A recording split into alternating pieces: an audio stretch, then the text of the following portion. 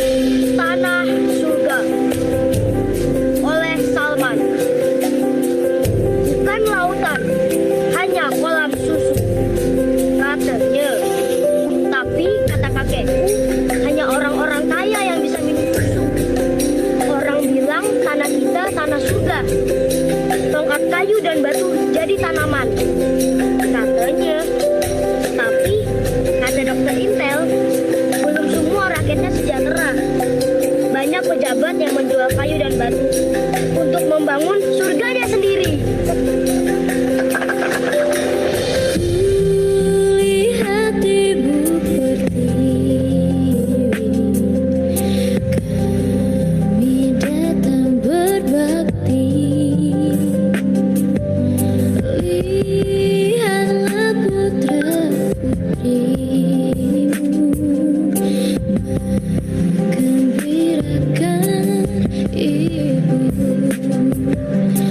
Ibu kami tetap cinta, putramu yang setia,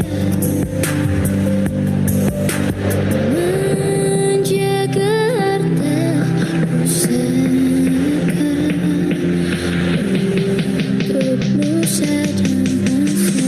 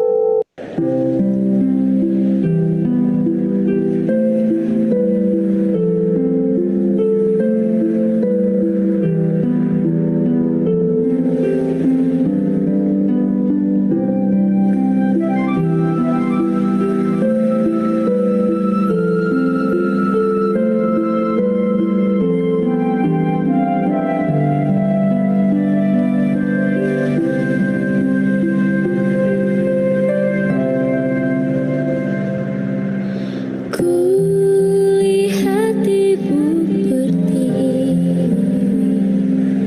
sedang bersusah hati,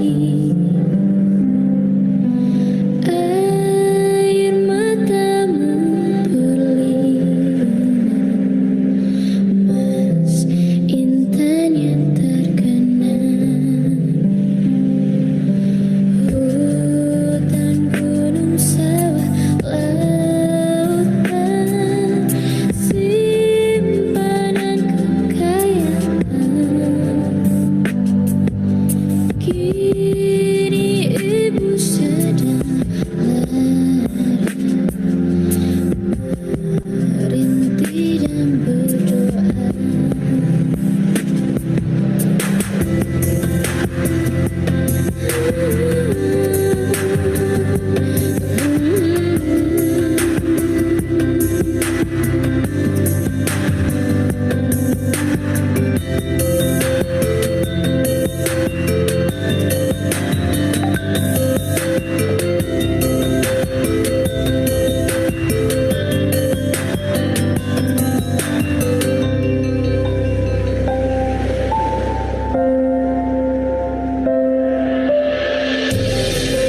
Tanah Surga oleh Salman.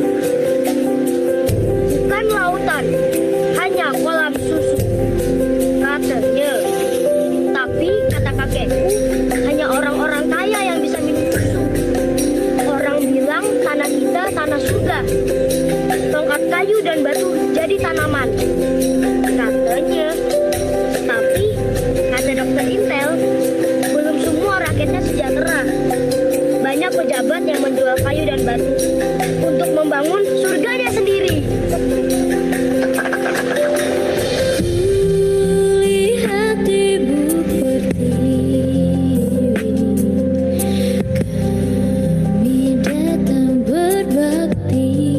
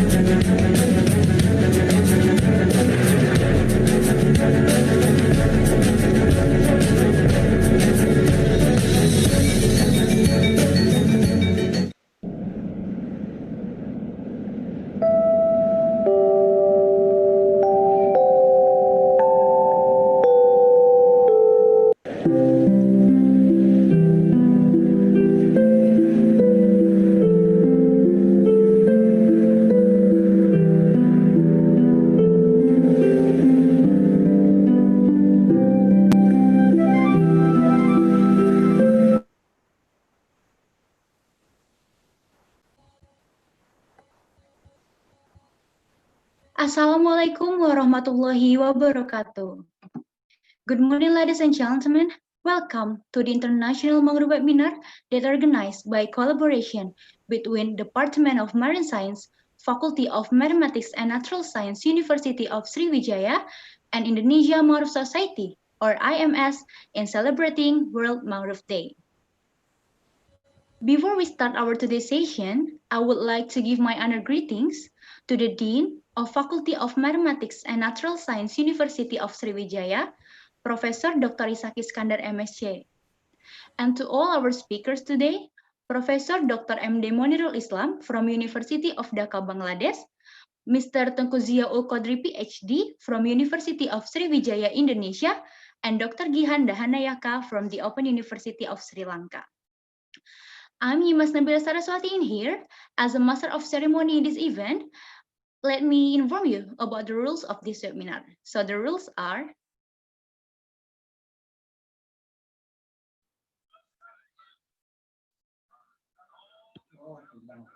first, participant should use the acronym in format institute underscore full name.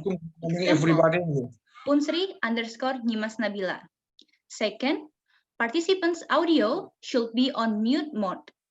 Third, participants are prohibited to turn off the camera. Fourth, participants are prohibited to leave the room meeting suddenly or do another activities beside webinar activity.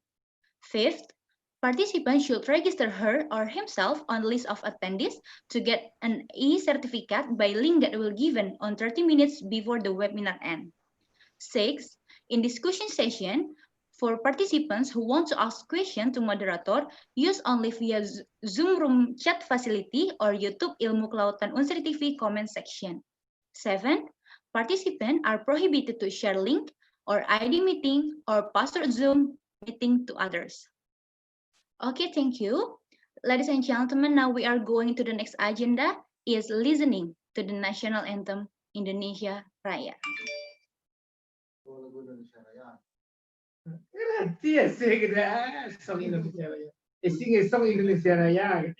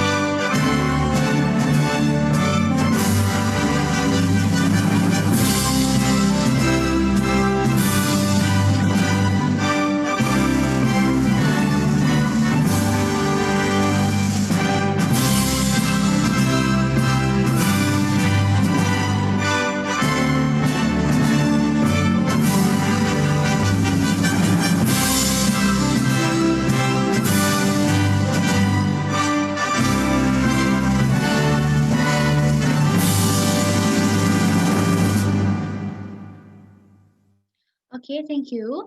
Now our next agenda is we are going to hear the opening remarks that will be delivered by the Dean of Faculty of Mathematics and Natural Science, University of Sriwijaya, Professor Dr. Isaki Iskandar MSc. Time and place is yours. Bismillahirrahmanirrahim. Assalamualaikum warahmatullahi wabarakatuh. Waalaikumsalam warahmatullahi.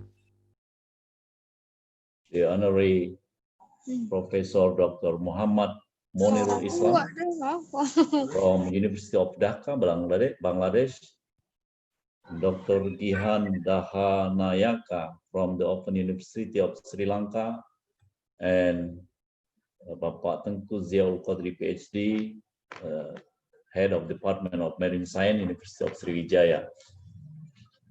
All foreigners and the national participants for the International Mangrove Webinar this morning. First of all, as the Dean of Faculty of Mathematics and Natural Science, University of Sriwijaya, I would like to welcome all the participants to the International Mangrove Webinar conducted by the Marine Science Department, University of Sriwijaya. At the beginning, I would like to cite one of the hadith from the Prophet Muhammad SAW, narrated by Al-Tirmidhi. The Prophet said that we have to acknowledge, to obtain the acknowledge, and then convey this acknowledge to the people. So the quest for the knowledge has been from the beginning of the life, but knowledge only becomes valuable when it is disseminated to the others and applied to the benefit of humankind. This kind of a webinar with the topic of the mangrove as the celebration of the World Mangrove Day in 2020, I believe this will be part of the dissemination of our knowledge, especially from the our invited speaker, Professor Dr. Muhammad Monirul Islam and Dr. Gihan Dahanayaka from the Sri Lanka. As we know, for the thousands of years, coastal and estuarine communities in the Asia-Pacific region and tropical region have been dependent on the coastal resources, including the mangrove ecosystem. And they use this mangrove ecosystem for daily needs, for the daily life. But however, the mangrove ecosystem have been subjected to the various forms of natural and mankind threat. For example, the land use change have occurred in the region, including the lowland ecosystem. It was converted into agriculture, aquaculture, and other industrial infrastructure. And nowadays, the mangrove ecosystem has been traded by many others human activities.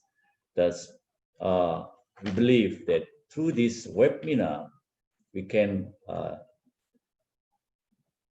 discuss possible collaboration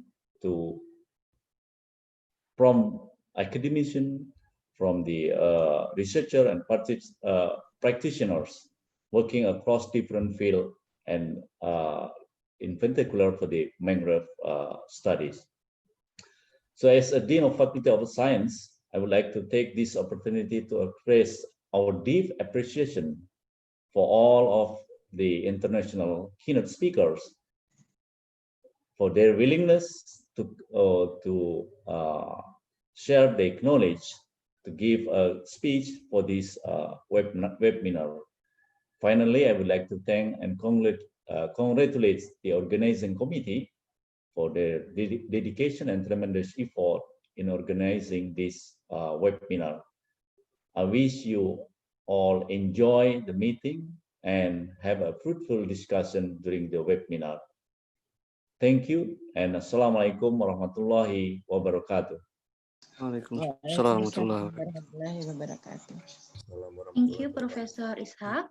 Okay, dear ladies and gentlemen, before we start to the main agenda of this event, let us pray with trust and respectively that will be led by Mr. Andi Agus Salim, MSc. Mr. Andi Agus Salim, time and place is yours. Thank you.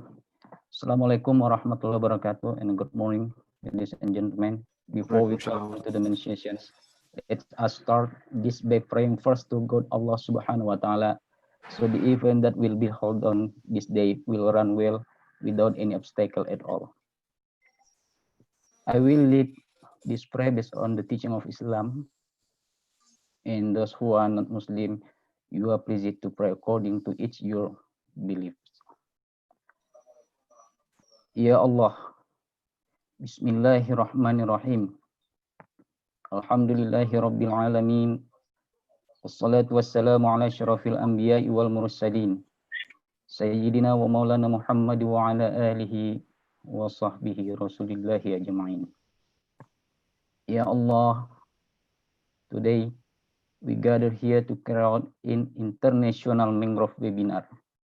Make this event as useful science assembly, as medium of sharing useful idea, knowledge, and experiments of researchers of various disciplines. May the conference we organize today benefit to our lives, broaden our knowledge, science our ideas, and lead us to be successful, productive persons, which in turn will boost the dignity of our nations. Ya Allah, guide and bless our head and our mind with the light of your guidance. Impart your sovereign wisdom upon our activities. Help us to speak our minds clearly. Help us to listen to each other, respect each other, love each other, so that we are included to the blessed persons. Ya Allah, protect us from unintended temptation, show us the right path, and give us knowledge and strength to perform good things. Rabbana atina fid dunya hasanah wa fil akhirati hasanah wa qina azabannar. Sallallahu alaihi sayyidina Muhammad wa ala alihi wa sahbihi rasulillah jama'in. Subhana rabbika rabbil izzati amma yasifun wa salamun alal mursalin walhamdulillahi rabbil alamin. Assalamualaikum warahmatullahi wabarakatuh. Thank you. Thank you, Mr. Andi Agus Salim. Okay, now for all participants in here, please turn on your camera because we will take a picture together as a documentation of this webinar.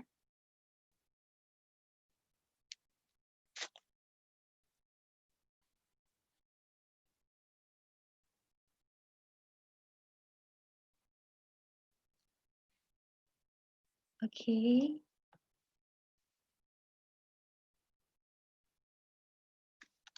One, two, three. Show your best smile.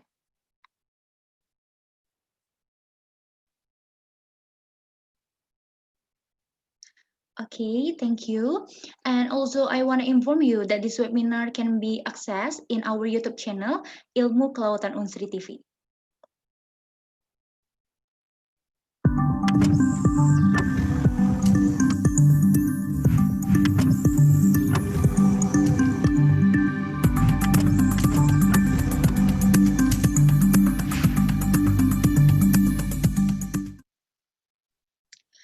Okay, dear ladies and gentlemen, now we are already in the main agenda of this event, is the material explanation that will deliver by our speakers and will be led by our moderators today, Mr. Gusti Diansyah MSc from University of Sriwijaya, Indonesia. Mr. Gusti Diansyah MSc, time and place is yours. Well, thank you very much, Ms. Nimas. Assalamualaikum warahmatullahi wabarakatuh. Good morning, ladies and gentlemen. Welcome to this International Mangrove Webinar. This webinar held by Department of Marine Science, Faculty of Mathematics and Natural Sciences, Sriwijaya University, and also I will remind you that Indonesian Mangrove Society also hold this seminar. First, I would like to greet our respectable Dean, the Faculty of Mathematics and Natural Sciences, Professor Dr. Isa Iskandar, MSc, and the honorable all great speakers today. First, Professor Monirul Islam from University of Dhaka, Bangladesh. Good morning, Prof. And the second speaker from Sriwijaya University, Indonesia, Mr. Tengku Ziaul Qadri, PhD. And the third speaker is Dr. Jihan Dahayanaka from the Open University, Sri Lanka. And of course, the honorable all participants of this webinar who come from different area of Indonesia and also from foreign countries, from Philippines, I see, from Bangladesh, even from Belgium, I think. And of course, for this condition pandemic, we pray all of us always in good health and everything goes well. Amin ya rabbal alamin. As we know that topics, our webinar topic today are very important and relevant for our sustainability topics of our webinar today is related to mangrove ecosystem, and we do agree that mangrove ecosystem is one of or even most important ecosystem in marine environment. So I will just let us know that yesterday, 26th of July, we all commemorated the International Day for the Conservation of Mangrove Ecosystem, adopted by UNESCO in 2015, I think. And hopefully this will raise our awareness and of the importance of mangrove ecosystem as not only as a unique special ecosystem, but also vulnerable ecosystem. On the other hand, we face that the facts that mangroves are disappearing 3 to 5 times faster than overall global forest losses. So this shows some serious ecological and socio-economic impacts to all of us. So for those reasons, now together with us, we have 3 great speakers from 3 different countries who expert in or who specializing on mangrove ecosystem conservation. They will talk from different aspects. First, Professor Monirul Islam will talk about the case study of Sundarbans, the largest mangrove, the trades, climate change, and its sustainabilities. And the second speaker, Mr. Tengku Zia Ulri, PhD, he will share to all of us the mangrove photosynthetic performances. And the third speaker is Dr. Jihan Hayanaka. He will present to all of us the remote sensing and GIS application of mangrove research. Before we start our webinar today, I would like to convey to all of you the sequence of this seminar. This seminar will be divided to 3 sections. First section is presentation from 3 speakers, and each speakers will have at least 30 minutes to deliver their speech. And the second section is discussion, because there are quite a huge number of registered participants. If all of you may have questions, just type the question on chat room and the community will choose the questions. And the third section is closing from each speakers. Before we start our webinar today, all of participants can follow the seminar in relax, mute mode, of course, relax, and probably you can take some food with you. And now, for very beginning of our webinar today, I would like to invite first Professor Monirul Islam to present his paper. Before he's delivering his presentation, I would like to read his curriculum vitae briefly.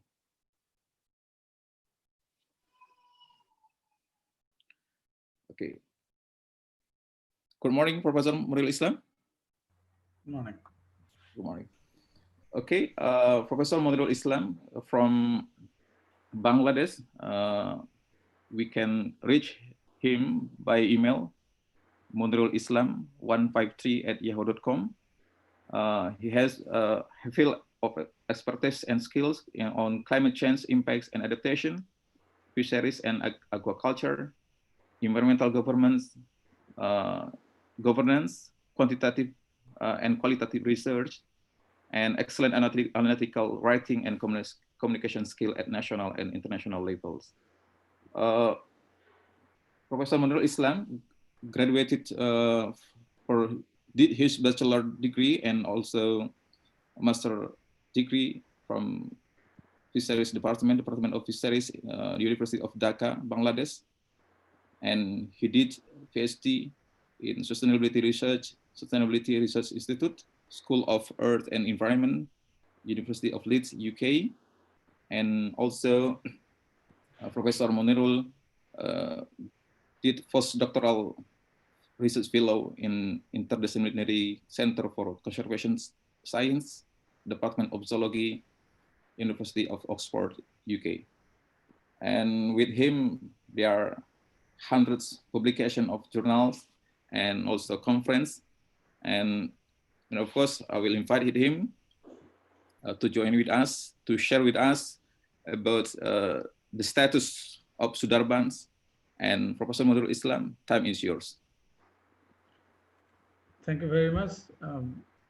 First of all, let me share my slides. I hope you can see my slides, right? Yes, we can see it. Bismillahirrahmanirrahim.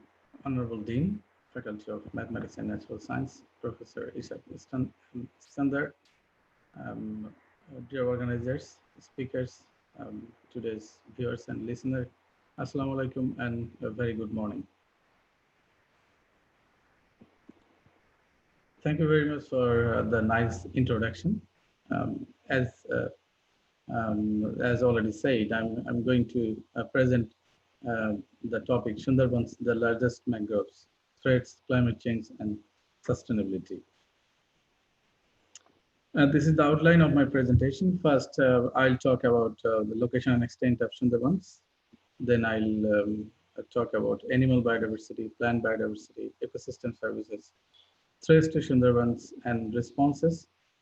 These threats will include development pressure, livelihood over exploitation and poaching, climate change impacts, and finally I'll share how to save Sundarbans, especially how to follow the path of sustainability. And this slide is showing the location and extent of Sundarbans. Many of us already know it's in South Asia and 40% in India and 60% in Bangladesh. It is a UNESCO World Heritage Site. It is a Ramsar site, and it is Class 3 conservation landscape of global priority. The slide showing a beautiful picture of Sundarban animals. There are a lot of a very rich biodiversity there. About 355 species of birds. We see some bird picture here. Ruddy kingfisher, buffy fish owl. There are 49 species of mammals, including the famous Royal Bengal tiger, spotted deer. There are 87 species of reptiles. We see some pictures of crocodile, snake. 14 species of amphibians. We see on picture of frog. 291 species of fish. We see two fish pictures, the mullet and puffer fish. Also, there are other animals, including crustaceans that include crab, tiger shrimp, horseshoe crab, etc. There are some endangered animals as well. For example, the Royal Bengal tiger and the Gangetic dolphin. They are endangered species. This slide is showing the plant biodiversity of Sundarbans. There are about 334 species of plants under 245 genera. Of the 52 mangrove plant species recorded, 35 is found in Sundarban. So this picture, this slide is showing several pictures. First one is the species Shundri. The name Sundarban came from this species, I think. Second one is the Milky mangrove. Third one is Groran. Fourth one is mangrove apple. Tasty juice, soup can be made from this mangrove apple. Number 5 is cedar mangrove. Number 6 is cannibal mangrove. Number 7, white avicennia. Number 8, date palm. And number 9, nipa palm. Ecosystem services from Sundarbans. We get a lot of services from Sundarbans. Millennium Ecosystem Assessment, they divided into 4 types of services. This includes the provisioning services. That means the product we get from the ecosystem. We know that we get food from mangrove forest or Sundarbans that include fish, shrimp, crab, honey, and mangrove apple. We also get raw materials and first product we use for our furniture and sometimes fuel. Also, we get medicine, and many people, about 4 million people, depend on their livelihoods on Sundarbans. Second type of service is the regulating services. It includes the benefits that we get from regulation of ecosystem process. It includes the protecting from cyclones. Recent many cyclones are protected by the Sundarbans. Regulation of climate, the carbon sequestration is a big role of mangrove forest. Protection from floods, protection from riverbank erosion, and purification of water and air. Cultural services, that means the non-material benefits that you get from ecosystem. It includes aesthetic value, recreation and ecotourism, cultural identity and heritage, and most importantly, our mental well-being and health. And finally, the support services, that means the services that are necessary for the production of other ecosystems. It includes the ecosystem process maintenance, life cycle maintenance, biodiversity maintenance. Some of the species, their whole life cycle are spent here, including the shrimp and prawn species as well. This slide is showing the threats to the Sundarban response, Sundarbans and responses. We see the picture here is showing the IUCN World Heritage Outlook is showing that the Sundarban needs significant, it has significant concern. And because of many threats, and it includes, I already mentioned, development pressure, overexploitation and poaching, and also the climate change impacts. Within climate change impact, there are again several reasons that includes increasing greenhouse gas emission and temperature, sea level rise, increased cyclone and storm surge, salinity intrusion, erosion, and all this also impact on the Sundarban dependent people. So I'm going to explain all this now. First one is the development pressure. Around Sundarbans, a lot of development activities are going on. For example, increased industrial development, shrimp aquaculture, increase in shipping traffic. We see two pictures here. The first picture is showing that this is Sundarbans, and near Sundarban, there is a power plant, coal-based power plant, 1,000 megawatt. And many scientists have shown their concern, many local media and the newspaper have shown their concern about this power plant. This is funded by India. And the second picture is showing a barrage on the river Ganges, also is called Padma in Bangladesh. This river flow down to the Bay of Bengal through Sundarbans, part of it through Sundarbans. And when the dam was built in 1975, from then, the freshwater input in Sundarban decreased. And the impacts is the salinity intrusion. So the salinity increased. And because of the low flow of freshwater, also the sedimentation increased. Water pollution also increased because of many industrial development and some shrimp farms, as well as the agricultural activity around the Sundarbans. As a result, the habitat lost for some in some regions, and also there were loss of food resources, and there are accidental mortality of rare and threatened vertebrates. So what can I do? I mean, how to respond to the development pressure? First of all, we need to be a bit rude to stop or reduce funding for projects that damage the Sundarbans. I have already shown you some pictures. So we need to stop this kind of projects. Second, if it is not possible to stop, then a strict protocol to be followed by the development projects. That includes restriction in strict regulation on land clearing, land filling, waste disposal, and wastewater discharge. And finally, we need to do negotiation for uninterrupted water flow through the Farakka barrage or through the international river. We need to make sure that the water flows uninterruptedly, especially during the dry season. This slide is showing the livelihoods over exploitation and poaching. As I already mentioned, about 500,000 people depend on their livelihoods on Sundarban. So there are fishery activity, there are wood cutting activity, honey collection, but there are some illegal activities as well. That includes poaching of tigers and deer. We see some picture in the bottom. The tiger skin is shown here. Also, the deer is taken by two people. But there are some wood. We see some wood as well. So the poaching of tigers and deer is a big problem. The second activity is felling of best quality trees, usually Goran and the Naipa fruticans. Honey extraction happens, but often they cut the whole hives. That is very bad. Post-larval collection, it includes the shrimp and prawn species. Post-larval collection, that is, in Bangladesh is illegal by law, but still some people do it. Use of destructive fishing gears and methods. This is used sometimes, not always. It includes poison fishing and use of some kill nets. There are also some people also do fishing activity during the ban season, although not that much widespread. And finally, when doing these activities, the people interact with the wildlife, and the human and wildlife conflict can happen, or it happens sometimes, and that can lead to antagonism towards wildlife conservation and initiatives.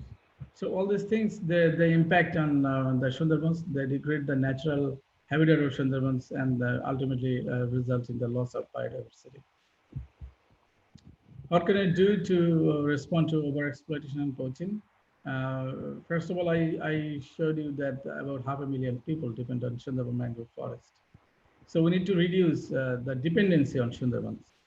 I know that this is difficult, but we need to try, because the world economy is improving, except during the COVID period. Our economy is improving, so new job opportunities are being created. So we need to try to reduce our dependency on the Sundarbans. The second point is the monitoring and strict implementation of laws. There are quite some good amount of good laws, but there have lack of monitoring and implementation. Third is the building more awareness. Sometimes people focus more on short-term benefit, and they kind of fail to understand the long-term benefit of Sundarbans. So more awareness should be created. Use of technology for monitoring, for example, the current monitoring sometimes is difficult because Sundarban is a big forest. So digital several technology like drone or other technologies can be used to monitor it. More collaboration with international community is needed, especially for monitoring, and there are lack of funding because it's a big forest and is shared by 2 countries. So there are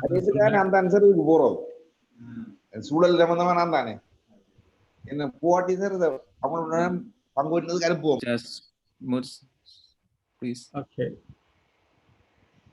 So more collaboration needed, and finally there need more research for the improvement of harvesting techniques, so that we can avoid overexploitation. And now I will start the impacts of climate change on Sundarbans. We know that the climate change, it has many impacts. And the first one is the increasing greenhouse gas and temperature. We see this picture is showing the continuous increase of carbon dioxide and temperature on this earth. As of May 2020, the current carbon dioxide level in the year is 417 ppm.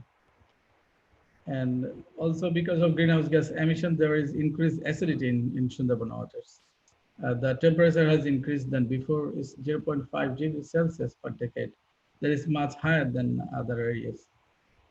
Also, most importantly, there are temperature extremes found in the region, especially the hot wave. Previously, it lasted for a few days, but now it lasts for a bit longer. That have a serious impact on Sundarban life. Ultimately, all this increased temperature and increased acidity, they have implication for the life of both aquatic animals and the whole ecosystem. Sea level rise, we know that Sundarban lies in a very low-lying area, so sea level rise should have important consequences for the Sundarbans. The current rate of sea level rise is 6 to 12 millimeter per year, but the global average is not that much high, 2 to 3 millimeter, but in Sundarban is more than double. And one study shows the future prediction of sea level rise is 28 centimeter by next 50 to 90 years. We see some pictures here. The top picture is taken is from Indian Sundarbans, and the people are displaced because of sea level rise. And also the bottom picture, you can see the inundation by water around Sundarbans. So the impacts is in the long run. If this sea level continues, then Sundarbans may vanish. If not vanish, at least there will have a lot of salinity intrusion. So salinity intrusion is because of climate change reasons and also because of the upstream dam that I showed already. This will ultimately lead to the degradation of habitats and ecosystem. One study showed that by next 50 to 90 years, 96% of Sundarban will decline, or of the tiger habitats will decline, and the number of breeding individual would be reduced to less than 20. Cyclones and storm surge. Cyclone has been increasing gradually with time. We see in 2009 there had severe storm surge. Still, people are suffering because of the cyclone Aila. A lot of damage has happened. But if we look at the other three pictures, we see that within 1 year, 3 cyclones hit the Sundarban. One of the good thing is that Sundarban saved us quite a lot. The people around Sundarban in Bangladesh and India, it saved us, but Sundarban had huge damage because of the cyclones. In 2019, there had Cyclone Fani. There, 2019, there had Cyclone Bulbul, and a few months ago, there had Cyclone Amphan. It hit both India and Bangladesh. So the summary is the rate of cyclones has been increasing with time.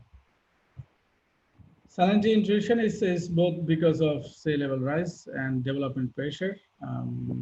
A study shows that about 2 ppt or 2 PSU salinity has increased over the last decades. Per decade, 2 ppt increase per decade is huge. And that is much higher than the average Indian Ocean salinity increase. So we know that because of the salinity increase, a lot of ecosystem impact can happen, especially the flagship fish, plant species, Sundri or Heritiera formis. It can tolerate low saline water, but because of the salinity intrusion, its species is being, or its number is being degrading day by day. Erosion is happening to the ones, and over the last 35 years, about 1.2% or 11,500 hectares of Sundarban area has reduced, and it's both for climatic and non-climatic reasons. We see 2 pictures here.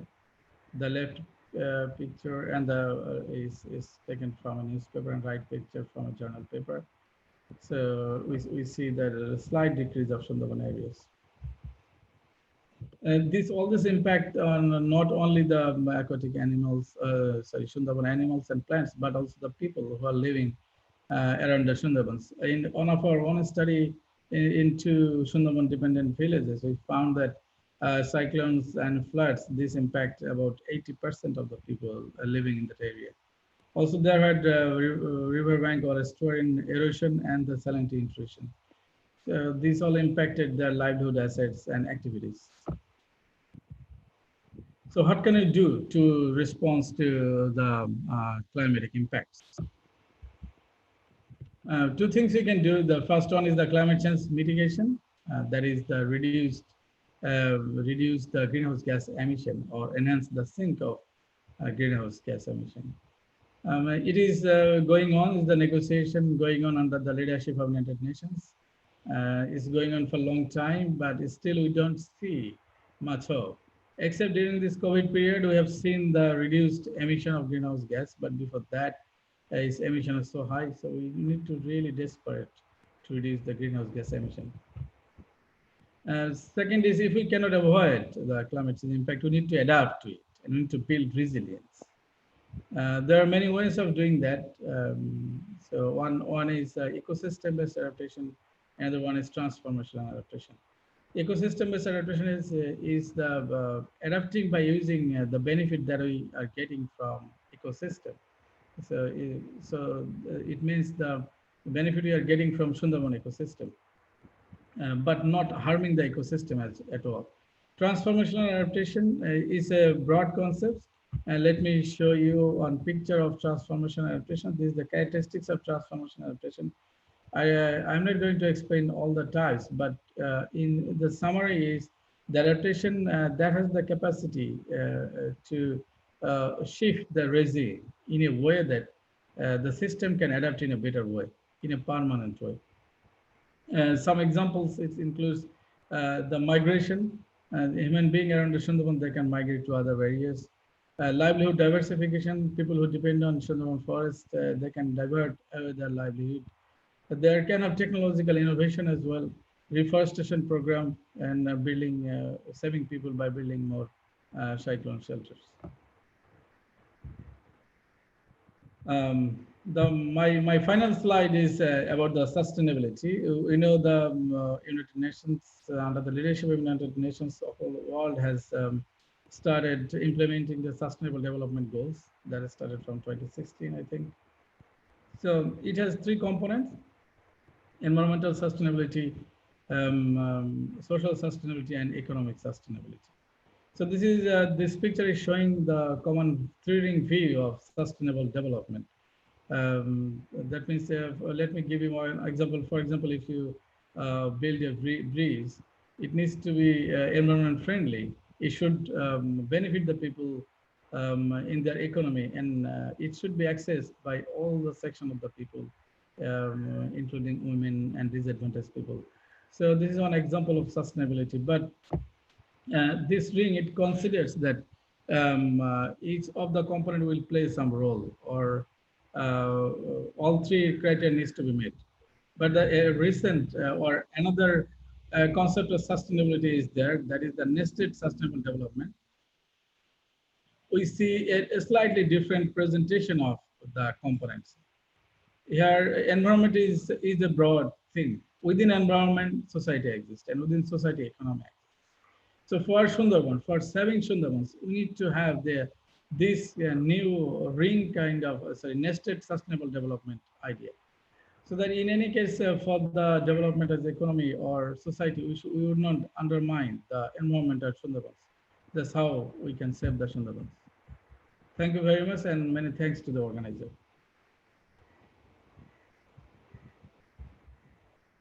Well, thank you very much, Professor Model Islam, for giving us such informative and interesting presentation related to the Sundarbans updates that I think cover more than 140,000 hectares, I think, of mangrove area, and nearly half million people depend on Sundarbans for their livelihoods.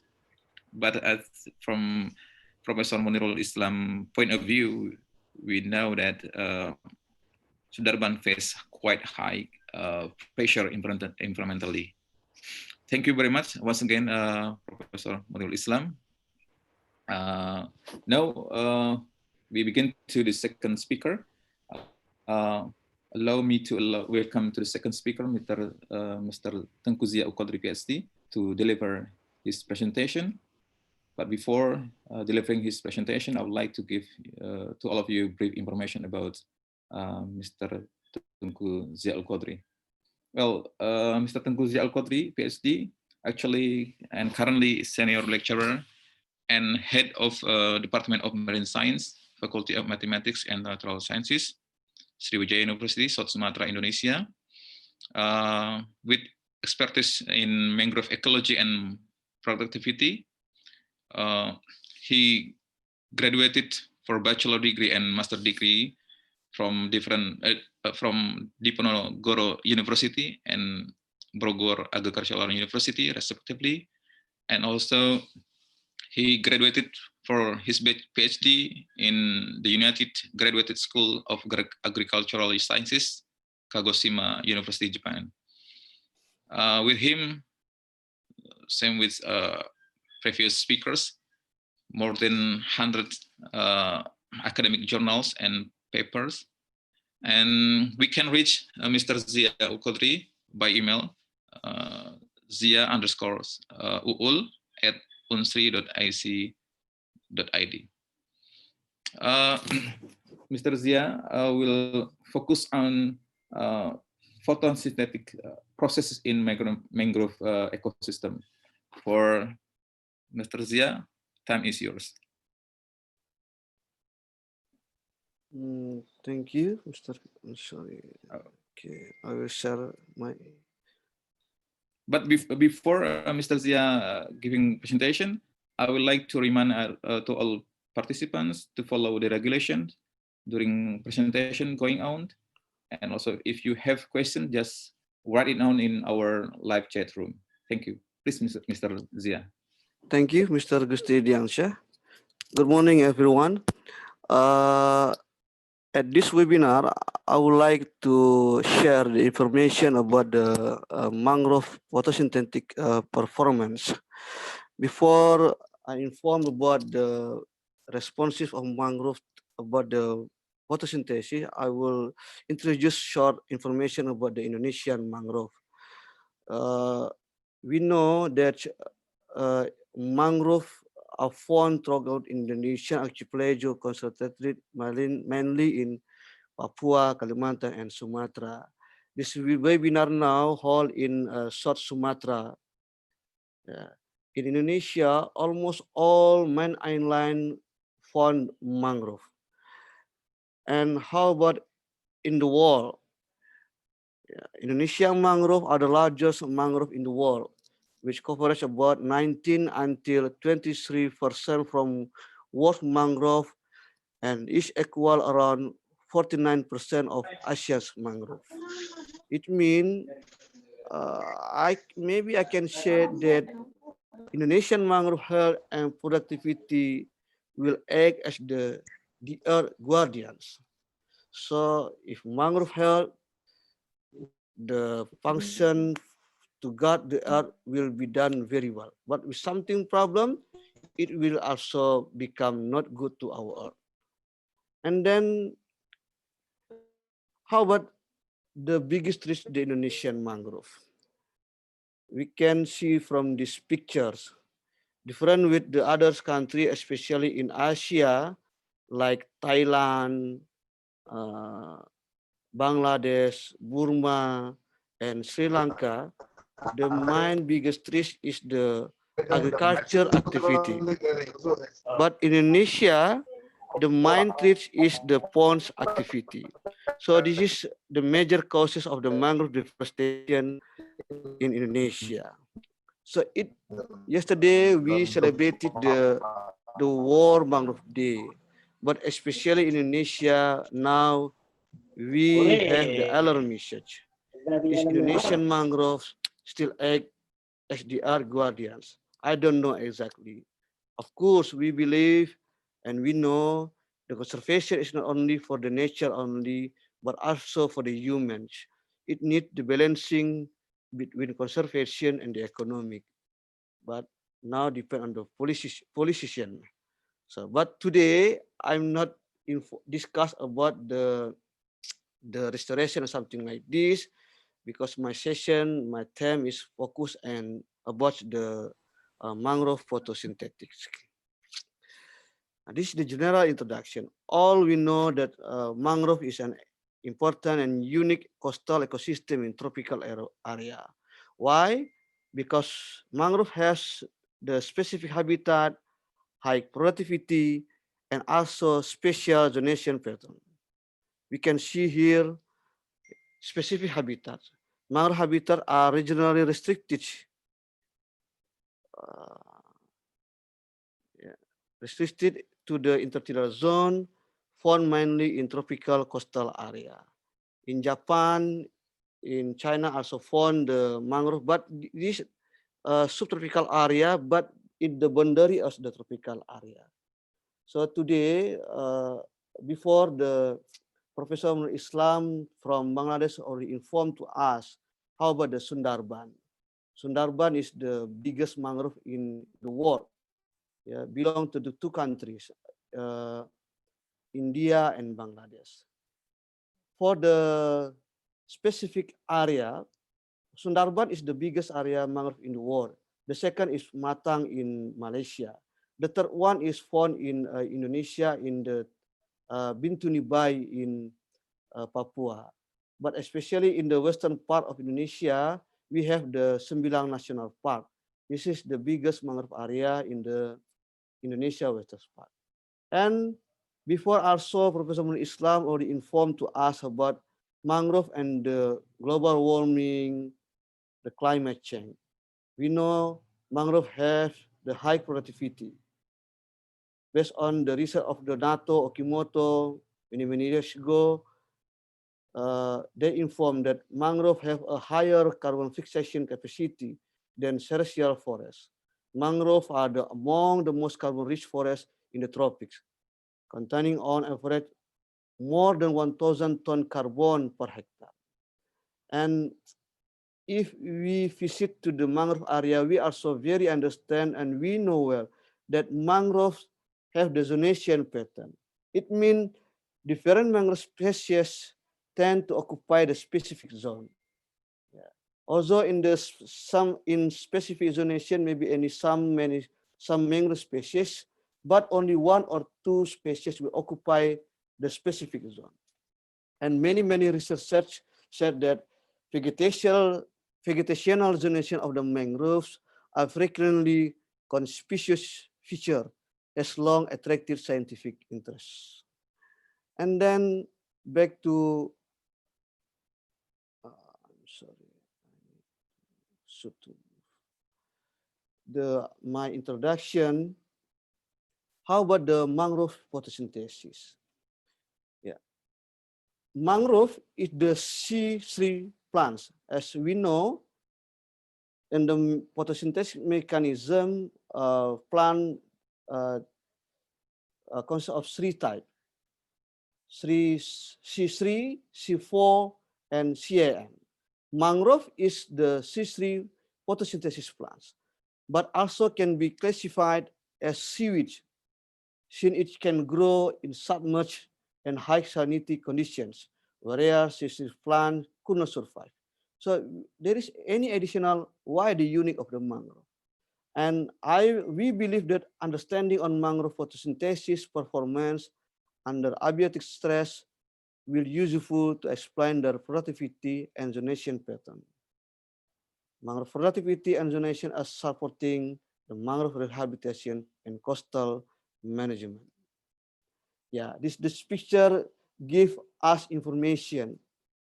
We all agree that mangrove have the high productivity, fix many carbon from the atmosphere.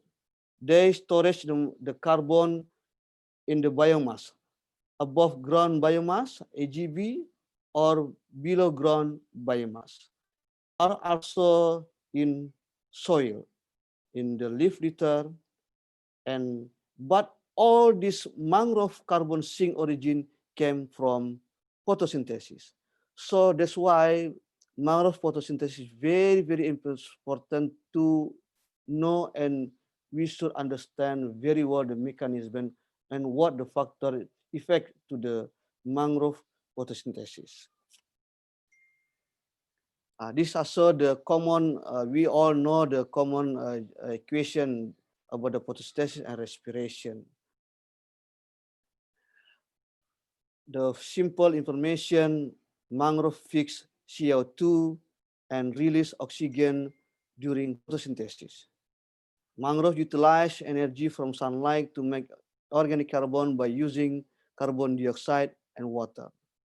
But to achieve positive net oxygen production, mangrove need to store the fixed organic carbon in their body biomass and underlying soil, reduce the decomposition rate, or increase the rate of oxygen production as seen in rapid growing mangrove. So the main mangrove carbon sink usually, like I said before, in mangrove biomass, litter fall, sediment deposit, and sequestration by or from photosynthetic mechanism. And then many questions: in what part the carbon sink available? In mangrove biomass or in litter fall, in sediment deposit? Yeah, depend on the area and depend on the mangrove condition. In some area, the all mangrove area, the carbon sink available in the sediment because the accumulation of litter fall. But in another area, the carbon sink mainly found in the mangrove biomass. And how about comparison between above and below. Usually, when the mangrove already old, the below ground biomass is higher than above ground biomass. But again, I said this depends on the area, this depends on the age structures of the mangrove. And then photosynthesis process are among the most sensitive indicators of the environmental conditions and also important thing to elucidate the plant productivity. And leaf photosynthesis, oxygen evolution, and CO2 uptake are the fundamental mechanism that support oxygen and carbon ecosystem from the individual plant to the global scale. The successful of mangrove reforestation activity in coastal rural development will keep the main function of mangrove as carbon pool simultaneously. So that's why the mangrove photosynthesis is very, very important. And yeah, when we discuss about the many projects related with the climate change, the global warming, and we can say that the high carbon fixation capacity of the mangrove trees show possibilities for their use in CDM or EDD to support the sustainable development goals. And the mangrove presence and ability could lead to multidimensional benefits that will seek to enhance ecosystem resilience, conserve biodiversity, protect vulnerable communities, and contribute to rural development. And today, I want to share my previous research in collaboration with the Saga University in Japan about how about the mangrove photosynthetic performance depend on the light, temperature, salinity, and flooding. Because this factor is very the important factors in mangrove habitats. The first one I want to share about the photosynthetic mangrove photosynthesis responses and chlorophyll fluorescence in Rhizopora mucronata seedling under cell regimes. And the second one, the photosynthetic oxygen evolution and CO2 uptake responses on short-term impacts of the natrium chloride concentration and soaking period to mangrove species, Avicennia marina, Rhizopora mucronata, and Bruguiera gimneriza. For the second one, I cannot share today because we have the limitation time. But you can find this information from the journal. Is already published in the Thomson Reuters journal and also the Scopus publication. Yeah, to study about the mangrove photosynthetic, we need many tools. Yeah, in the greenhouse scale or laboratory scale or in the field scale. The first one, to know how the mangrove to evolve the O2 and to fix the CO2, we can use the liquor 6400 gas exchange rate. But under submerged condition, we cannot use the gas exchange rate machine, but we use the PCO2 mini opto system and the oxygen monitoring. But when we talk about the mangrove photosynthetic, there is another thing, another factor is also very interesting. This is the chlorophyll fluorescence. I will inform later, not so clear maybe, but just only the skin. But I hope can give the little information about the mangrove chlorophyll fluorescence, and also to measure the chlorophyll content by spare value, and then also the light intensity. In the field, we need to build the tower to know to reach the leaf, the mangrove until from top level until the bottom layer. Of course, also in the greenhouse scale. Okay, now the information about the mangrove photosynthetic performance under light regimes. Adaptation in light tolerance is one of the some causes of the mangrove zonation pattern. it is also important in relation to plantation management. This picture, I informed the common mangrove generation in Indonesia. Usually Avicennia marina near the sea, and the backside is in the middle term area is the Rhizopora, and the background in the backside is the Bruguera gymnorrhiza. Yeah. As regards light competition, Avicennia marina is typical of the sunleaf. So that's why they tend to like the open area. And Bruguera is considered as relative shade tolerant species. Bruguera tend like to the more shading area. But how about the Rhizopora mucronata? I said the Rhizopora mucronata is the intermediate gap pest mangrove species. And when we also know that we have many experiences that Rhizopora mucronata had a role as main plant in the reforestation site in the tropical coastal area. Many reforestation site in the Southeast Asia use Rhizopora species, Rhizopora mucronata or Rhizopora apiculata as the main plant to do the rehabilitation. And the species also produce high leaf litter. And then how its seedling adaptive capacity to strong light or deep seed in relation to photosynthetic rate and photoinhibition. So this research tries to inform how the light regime influences not only photosynthetic rate, but maybe also the chlorophyll fluorescence.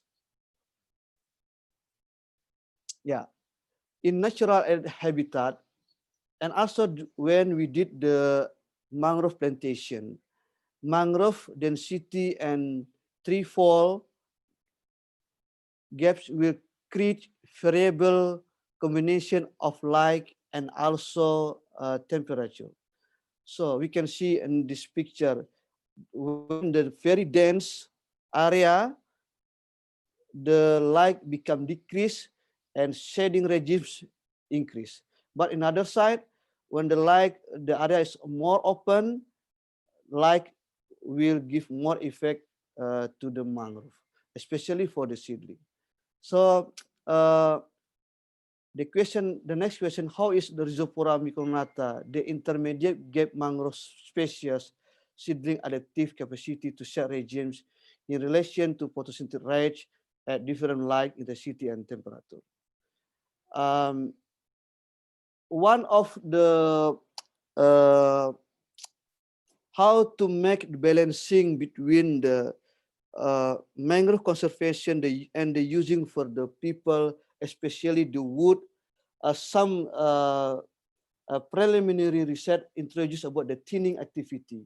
Thinning activity mean we plant the mangrove with the very dense, very short area, very dense, and then after 3 years, 4 years, 6 years, we cut some mangrove, make the thinning activity. The objective, how the wood of the mangrove can use the local people, but the remain mangrove still do his function to fix the CO2, to produce the biomass, and also to produce the oxygen. While thinning activity contribute on shading condition, information of seedling adaptive capacity to set regimes in relation to photosynthetic performance is also essential to clarify both the mangrove zonation pattern and the growth model of Rhizopora micronata in the restoration area. This is the experiment. We grow more than 1 year's mangrove Rhizopora micronata seedling under no shading, under seeding, moderate seeding around 50%, and under seeding deep seed around 80%. We find more than 1 year all the leaf of mangrove grow under full sunlight. The size is small and the color not so green. It means based on the SPECT value, the chlorophyll content is not so high. But for the grow under the 50% shading, the size is moderate and the chlorophyll content also in the middle size. On other side, the Rhizophora mucronata seedling grown under deep seed, they have the big leaf area and also very, very high the chlorophyll content. And then we grow and this in the greenhouse, especially in December, January, February, and March is the very low temperature. We can get the value aspect or the chlorophyll content during 1 year that HL chlorophyll content is lower than moderate light and also lower than low light. This is, we predict this the strategies of the Rhizophora mucronata seedling to adapt with light absorption by arranged leaf area and chlorophyll content. And then what does this picture mean? For the mangrove Rhizophora mucronata grow under full sunlight, they make size the leaf, reduce the leaf size, and also decrease the chlorophyll content. This is mean they try to decrease at low temperature months and also at more shining months. But for the ML, the more moderate light tendency decrease at low temperature months only, but for the LL decrease at low temperature months and also at shining months. As we know, almost mangrove in the world grow not in the low temperatures. So this is, we talk, this is the additional value for the moderate leaf. And then now we can see the response of net photosynthetic rate to light intensity. Compare with also Rhizophora mucronata seedling grown under deep seed have the big size of this leaf area, have the high chlorophyll content, but their net photosynthetic rate is lower than mangrove that grow in under full sunlight or moderate sunlight. So this is, yeah. And then we can see the response to light intensity until 100 micromole photons per meter square per second. The photosynthetic rate increase very rapid and then become saturation condition. And then the question LL, the Rhizophora mucronata seedling that grown under very, very low light, had high speed values, had high the chlorophyll content, but low photosynthetic rate. Yeah, many us know that the positive relation about the chlorophyll contents and the photosynthetic rate, but we found in the opposite condition. And then we try to the natural habitat in Lampung, in Margasari, Lampung, Indonesia. We make a tower, build a tower, and then we measure the photosynthetic rate in the top until the mid, it a representation of the HL and the ML, the leaf condition, and the lower layer condition. And we also the same information with the greenhouse research, like response where in the upper until mid layer is higher in the lower layer. This information very important, I think, because now we know almost all of us to get information about the mangrove in the natural habitat, the fast method, and can give information in large scale area if you use the mangrove remote sensing. Later, Dr. Gihan Dahayanayaka from Open University of Sri Lanka will explain more detail. But we know the mechanism of the remote sensing. One of the supporting the data is the canopy area, especially on the top the area. But now in different level, we found the photosynthetic rate is also different. It will become the challenge and also supporting for the mangrove remote sensing research. Yeah, because the canopy area of mangrove that measured by satellite, yeah, based on the chlorophyll content, based on the canopy leaf area index, just usually the first one, they record the top level. But in natural habitat, in the lower layer, the photosynthetic range have the different performance. And then we find to know the mangrove grown under deep shade condition, low light condition, have the large big leaf area index, large size of the leaf, and also have the high chlorophyll content, but low the photosynthetic rate. Then we try to measure the stomatal conductance and the transpiration rate. We find that under like saturating conditional Pmax, the maximum photosynthetic rate, show positive correlation with the stomatal conductance, Gmax, and maximum transpiration rate. We can see from the first picture, the interesting one is the information about the HL and the ML. Before that, the maximum stomatal conductance, Gmax, and transpiration rate show similar trend. There where LL is lower than ML and also lower than HL. It's also found in the for the transpiration rate. LS is lower than ML and also lower than HL. But especially for the ML and LL, the maximum photosynthetic rate almost similar.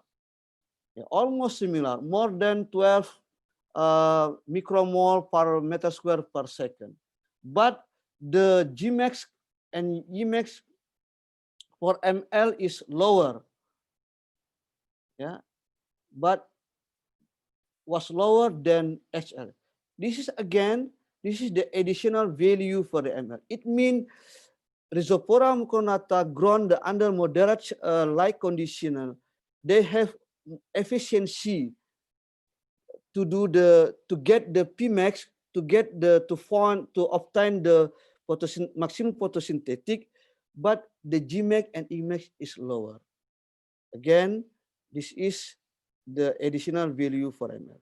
And other side, for the LL, also they have the high chlorophyll content and have the large leaf area, but the lower rest of Gmax and Emax, this probably restricted its Pmax. And then, how about the carboxylation efficiency? This is related with the biochemical components of leaf photosynthesis can be estimated as the initial slope of the response of the photosynthesis. It related with the Rubisco activity. We also find that the carboxylation efficiency was higher on hot months compared with the cold months. The carboxylation efficiency of LL leaf was tendency lower than HL and ML leaf. So this tendency might mean that the seasonal change of leaf photosynthetic capacity is controlled mainly by carboxylation efficiency. And then I want to inform about the chlorophyll fluorescence. Sometimes my student ask me, chlorophyll fluorescence is same with the chlorophyll content? Of course different, but chlorophyll fluorescence need chlorophyll, how this process appears. When light came to the leaf and then what in the chlorophyll, the chlorophyll in the leaf energy that is absorbed by chlorophyll in a leaf can undergo and the three phases. The first one, it can be used to drive photosynthesis or photosymmetry in the photosystem 1 and photosystem 2. The second one, it can be dissipated as heat, and the last one, it can be re-emitted as the red fluorescence. These three processes occur in the competition, but in balanced condition. When the fluorescence increase, heat and photosymmetry will reduce. When photosymmetry increase, heat and fluorescence will decrease. In competition, but in the balanced condition, make the total amount the should same. Since the sum of red constant is constant, any increase in the efficiency of one process will result in a decrease in the yield of other two. Therefore, determining the yield of chlorophyllorescence will give information about changes in the efficiency of photosymmetry and heat dissipation. But I'm really sorry to say to the other participants at this webinar, I cannot inform detail about the result of my research about the chlorophyllescence of the mangrove Rhizophrormicronata, but you can find the result in my publication, the Acta Physiology Plantarum, combination with my friend and also my supervisor from Insaga University. And for this, the first research, I want to give the conclusion. The photosynthetic performance of Rhizophora micronata seedling under cell regime could be attributed to the variability in carboxylation efficiency, the stomatal conductance, and the maximum transpiration rate, respectively.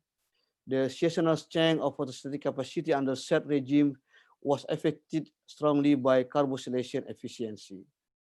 Rhizophora micronata grown under full sunlight and moderate light had higher photosynthetic rate, maximum stomatal conductance, and also maximum transpiration rate compared with the mangrove Rhizophora micronata that grown under deep seed. Actually the fourth level is related with the the chlorophyllescence, so I passed this. The seedling of Rhizophora micronata grown under moderate shade conditions show better ability to maintain a high carbon fixation capacity than under sheep shade condition. And then please I'm sorry, Bapak Gusti, how the rest time for me, because I take more time to give the presentation. 7 minutes left, Mr. 7 minutes, so I must hurry, really hurry. Actually, I want to share about how about in each natural habitat, salinity and the fluidics, every time, every minute, every hour, every day, change time to time, day to day, month to month. The fluctuation is very. This is probably also the effect how the mangrove generation occur in the natural habitat. So we try to explore how about the photosynthetic evaluation and the CO2 uptake under the salinity and the soaking period. Like I said before, I will pass it, but I want to say that the mangrove photosynthetic responses as combined the flooding salinity effect is important to clarify the mangrove zonation pattern and also its productivity. As we know, Avicennia marina, the mangrove pioneer, grow commonly in low intertidal zone. It means tend to live under high salinity and also the flooding period longer than other mangrove species. Rhizophora micronata in intermediate zone and Bruguera gymnorrhiza in the backside area. This is about the soaking periods and how about the natrium chloride had great effect on reducing photosynthetic uptake in Bruguera gymnorrhiza. When the increasing of the salinity, the photosynthesis also reduced for the Bruguera gymnorrhiza. When the increasing the flooding period, the soaking periods, the photosynthesis also reduced for Bruguera gymnorrhiza. For Rhizophora micronata, soaking periods under low and mid salinity had no significant effects except in the high salinity. But in other side, for the in contrast with the Bruguera gymnorrhiza and Rhizophora micronata, we found that photostatic rate of Avicennia marina in high salinity was higher than control during the soaking period. They increase. It means they can adapt with the flooding condition and also the high salinity. And then why it could be happen? We tried to analyze the maximum photosynthetic rate, and we found that that while subject to the different salt concentrations and HCl concentrations, the maximum potential rate of thermal species saw different response.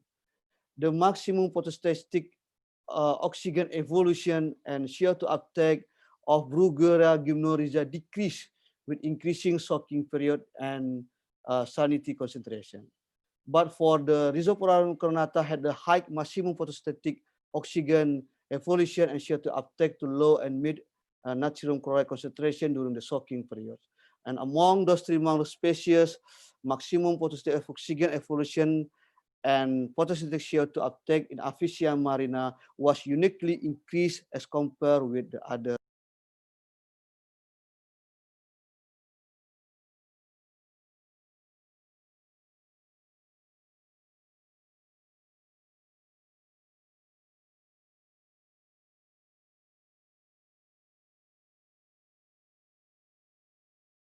I'm sorry. Yeah, we try to find the answer from the quantum yield. And then we try also, we know during the photosynthesis, oxygen will be, CO2 will be fixed by the chlorophyll, but oxygen will be effluxed by the leaf. We find, but in natural habitat, the real in intact leaf, the ratio of oxygen and CO2 is not always 1 compared to 1. Then we know about the photosynthetic quotient, the PQ. This is comparative between the oxygen evolution and CO2 uptake. And we try to analyze during for Bruguiera gymnorrhiza during the performance of the photosynthesis lower, especially during mid salinity and the high salinity. We find the PQ lower than 1. And then for the Rhizophora mucornata from low salinity until mid salinity, no problem. But the PQ lower than 1 during the high salinity. And then how about the Aphysinia marina? No problem. Generally, no problem. Lower than, for the average, the PQ persociative quotient from different salinity and soaking period is still same or higher than 1. Maybe we hypothesize also. That's why I don't know exactly in the Bangladesh, in Sunda, in Philippines, and also in the Vietnam. But in Indonesia, especially in the Sumatra, Aphysinia marina very easy to distribute in the from near the sea until the backside the area. And then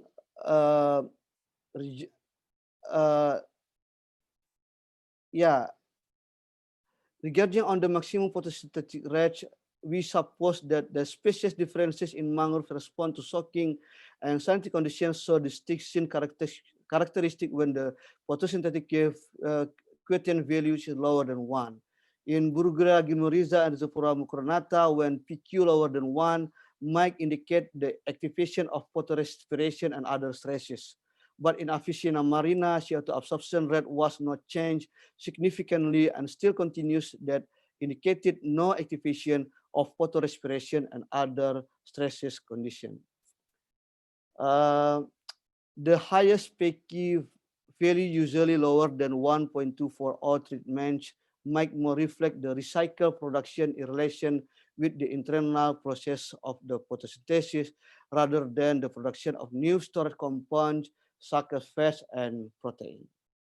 So the conclusion from the second research, Bruguiera gymnorrhiza was more intolerant to saline soaking forest than other two species.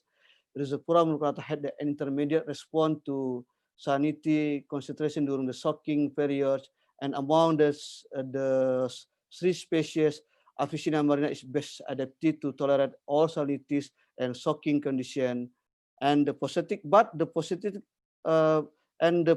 performance and PQ value of Aphysinia marina is higher than Rhizophora mucornata and also higher than Bruguiera gymnorrhiza by increasing of saline and soaking periods. But when they're in the specific habitat, Rhizophora mucornata is higher than Aphysinia marina. It means when Rhizophora mucornata live under mid salinity, middle soaking, the potency performance is higher than Aphysinia marina and Bruguiera gymnorrhiza. General conclusion I want to say in related to the based on the photosynthetic performance, I want to underline again, this conclusion just based on the photosynthetic performance. Based set preference, salinity tolerance, and the flooding tolerance. For the Bruguera gymnoris, for the Avicennia marina, they have the very low set preference, but very high salinity tolerance and very high flooding tolerance. So we recommended this species. This species will adapt well during the global warming, especially during the increasing sea level.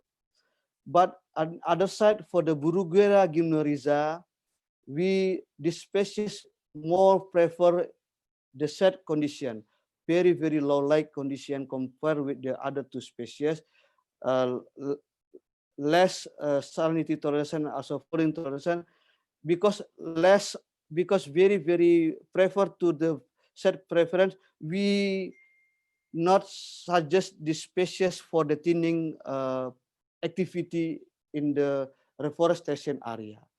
And then the Rhizophora mucronata, the intermediate gap mangrove species, they have the middle set preference, middle salinity tolerance, and also middle flooding tolerance. We recommended this based on photosynthetic performances to do the forestation thin system. Yeah, this can I form to the all. I'm really sorry if it take a very long time. I would like to say thank you very much for the Sriwijaya University and the Indonesian Mangrove Society. I thank you also for supporting and the strong collaboration with the Sriwijaya University, University of Dhaka, and your Open University of Sri Lanka. And my special acknowledgement for the International Mangrove Webinar 2020 Committee, Miss Elise, Mr. Gusti, Mr. Andi, Mr. Fauzan, Mr. Kevin, Mr. Novian, and Miss Nimas. Thank you very much. Well, thank you very much, Mr. Zia, for such interesting presentation and also important insight and knowledge related to how photosynthetic processes play a pivotal role on the sustainability of mangrove ecosystems.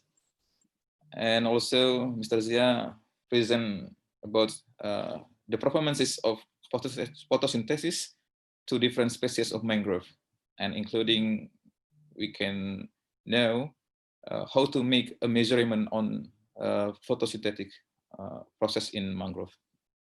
And of course, we will discuss it further during question and answer section. Once again, thank you very much, Mr. Zia. And if Mr. Zia don't mind, Mr. Zia may share the publication related to your presentation today to our live chat room, because some requests from our participants today, if you don't mind. Okay. I will share the link. The publication. Thank you very much. But it's still not open to the public still. Oh, but okay. sorry. Okay, but maybe can send message for me. I will send by personal email or personal WhatsApp, something like this maybe. Okay. The manuscript. Okay. Okay, President. I already told you that we can reach Mr. Zia by email. Zia_uul@unsri.ac.id. We can make a request for the publication. Thank you very much, Mr. Zia. And now, for the third chance, allow me to invite Dr. Jihan Dahaneka to deliver his presentation. But the same thing before, I would like to read his curriculum vitae briefly. Mr. Dr. Jihan Dahaneka from Sri Lanka. Now currently he's a senior lecturer, Department of Zoology, Faculty of Natural Sciences, the Open University of Sri Lanka.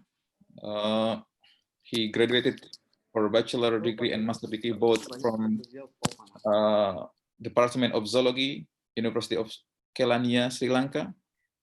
And after that, he graduated for his doctoral degree in environmental science of aquatic habitats in 2013. Graduate School of Science and Engineering, Ibaraki University, Japan. And also after that, he made postdoctoral in GSPA's postdoctoral researcher from 2013 to 2015, Ibaraki University in Graduate School of Science and Engineering. Actually, we already met with Jihan Dayaka in Indonesia, especially in Sriwijaya University. He already gave us, shared to us knowledge about the application of climate GIS and remote sensing on mangrove research, because he already researched more than 20 years in projects related to climate change, GIS, and remote sensing in coastal ecosystem, having many international scientific publications, and work as coastal resource management sector at National Aquatic Resource Research and Development Agency in Sri Lanka for over 12 years, and currently holds the position of senior lecturer and Department of Zoology, the Open University of Sri Lanka. And before Mr. Jihan Dayaka will give the presentation, once again, I would like to remind all of us, to all participants, to follow the regulation during presentation going on. And if you have questions, just let me know and write on our live chat room. So now to Dr. Jihan, time is yours. Thank you very much. Can you hear me? Is it clear? Can you hear me? Yeah, we can make volume louder, yeah. Mr. Jihan. Yeah, now is it okay? Yeah, but we... Can you hear? Yeah, we can hear you, but still not in your video yet. Yeah.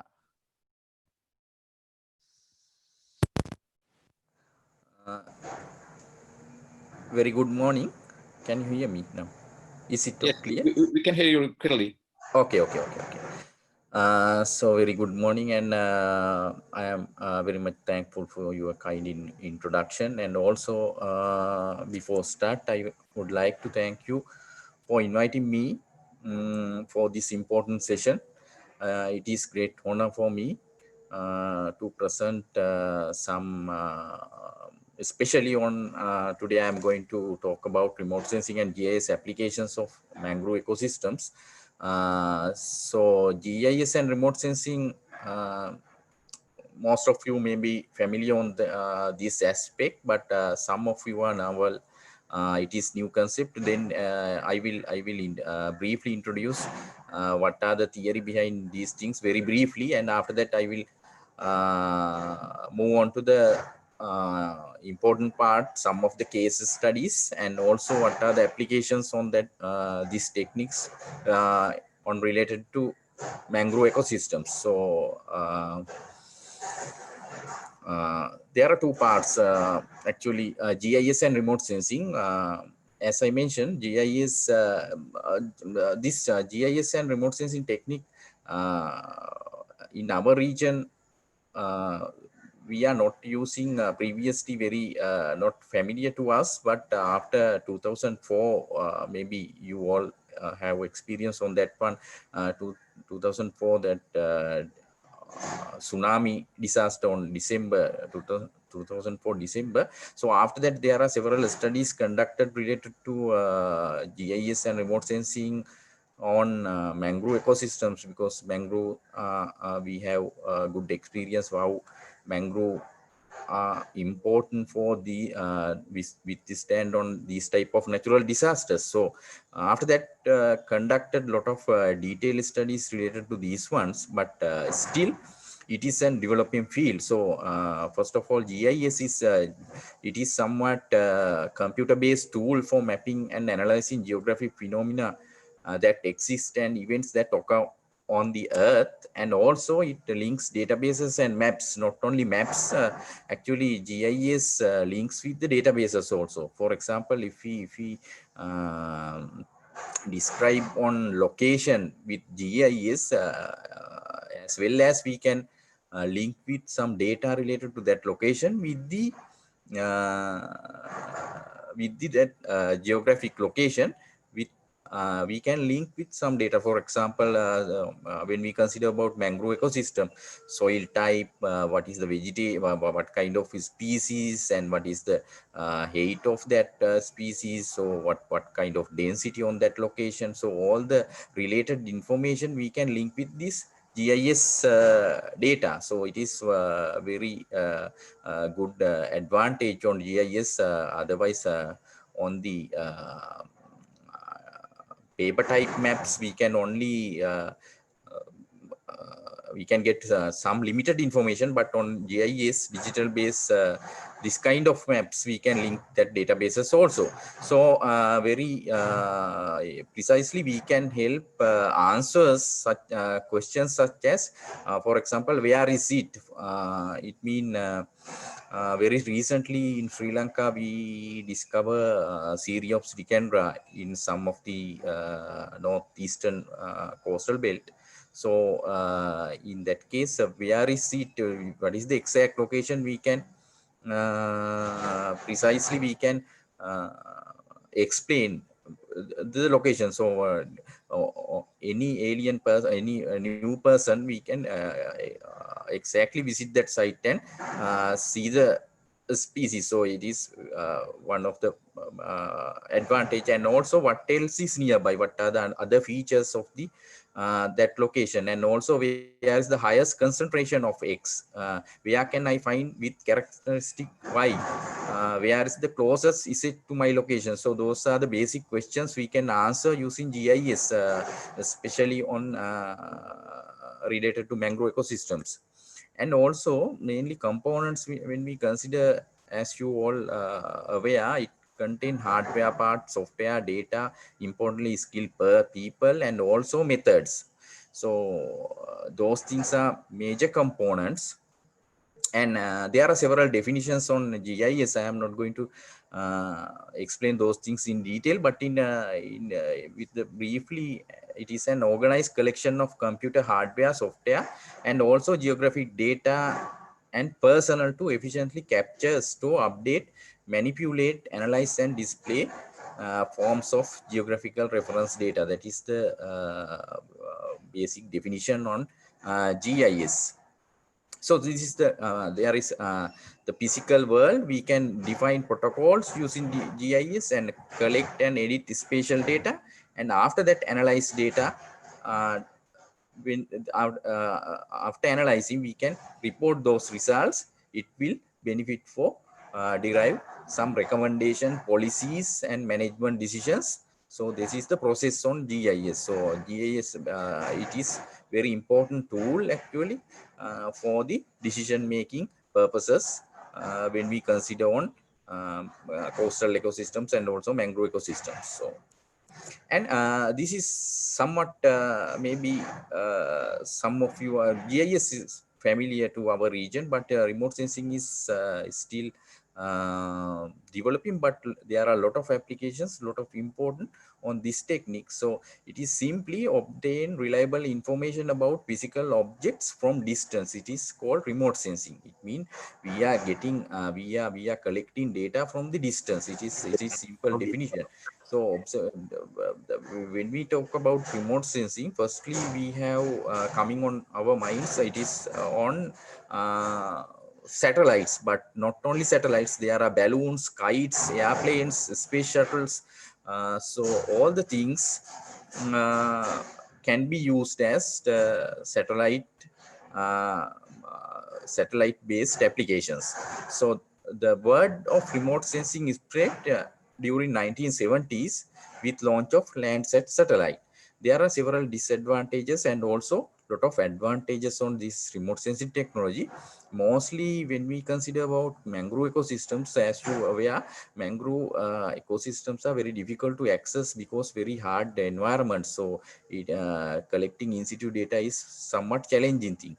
So we can address using remote sensing techniques several data we can collect using from the distance. So it is good advantage to study this kind of hard environments, actually difficult accessibility, limited accessibility environment. So it is very good advantage. And also in situ measurements is a very time consuming and also labor and money consuming thing, but remote sensing applications now, it is we can sit in front of the computer and analyze the data. We can actually in situ data is important because the validation and things, I will explain those things later, but mainly it is very cost effective tool, and also labor, we can save our money, time, and all the things. For example, if we going to visit Sundarban site, one of the site, we cannot access all the sites in the same time, but using remote sensing data, we can in the similar time we can analyze very large area. So because um, if you consider water environment associated with the mangroves are usually associated with the estuaries, lagoons, and river mouths. So if you consider about water quality of those areas, it is time to time change. So therefore, at the same time, comparison studies are important. So in that aspect, the remote sensing applications are very much useful. So there are two types of remote sensing application, remote sensing sensors. One is passive sensors. Passive sensors are use sunlight and detect that reflectance, and we can analyze those things and derive some conclusions. And another part is active sensors. These are the satellite will emit that radiation, and after that reflectance will detect. Using those things, there are several examples, including LiDAR and radar. So these are the two types of remote sensing. And yeah, this is the passive remote sensing satellites. So now I move on to the important part. I think the brief introduction, maybe you can understand on the simple theories behind on these two applications, but there are no time to explain in detail, but I will explain. For example, when we consider about mangroves, we can see it is a vegetation type. Actually, it is on green color. So the reason for the green color is the mangrove, all the chlorophyll vegetations are absorb red wavelength and also reflect green wavelength. So that is the reason we can see green color on trees. So that feature can be used for the remote sensing analysis. So what is the amount that reflect on the plant species, it will indicate what is the chlorophyll content on the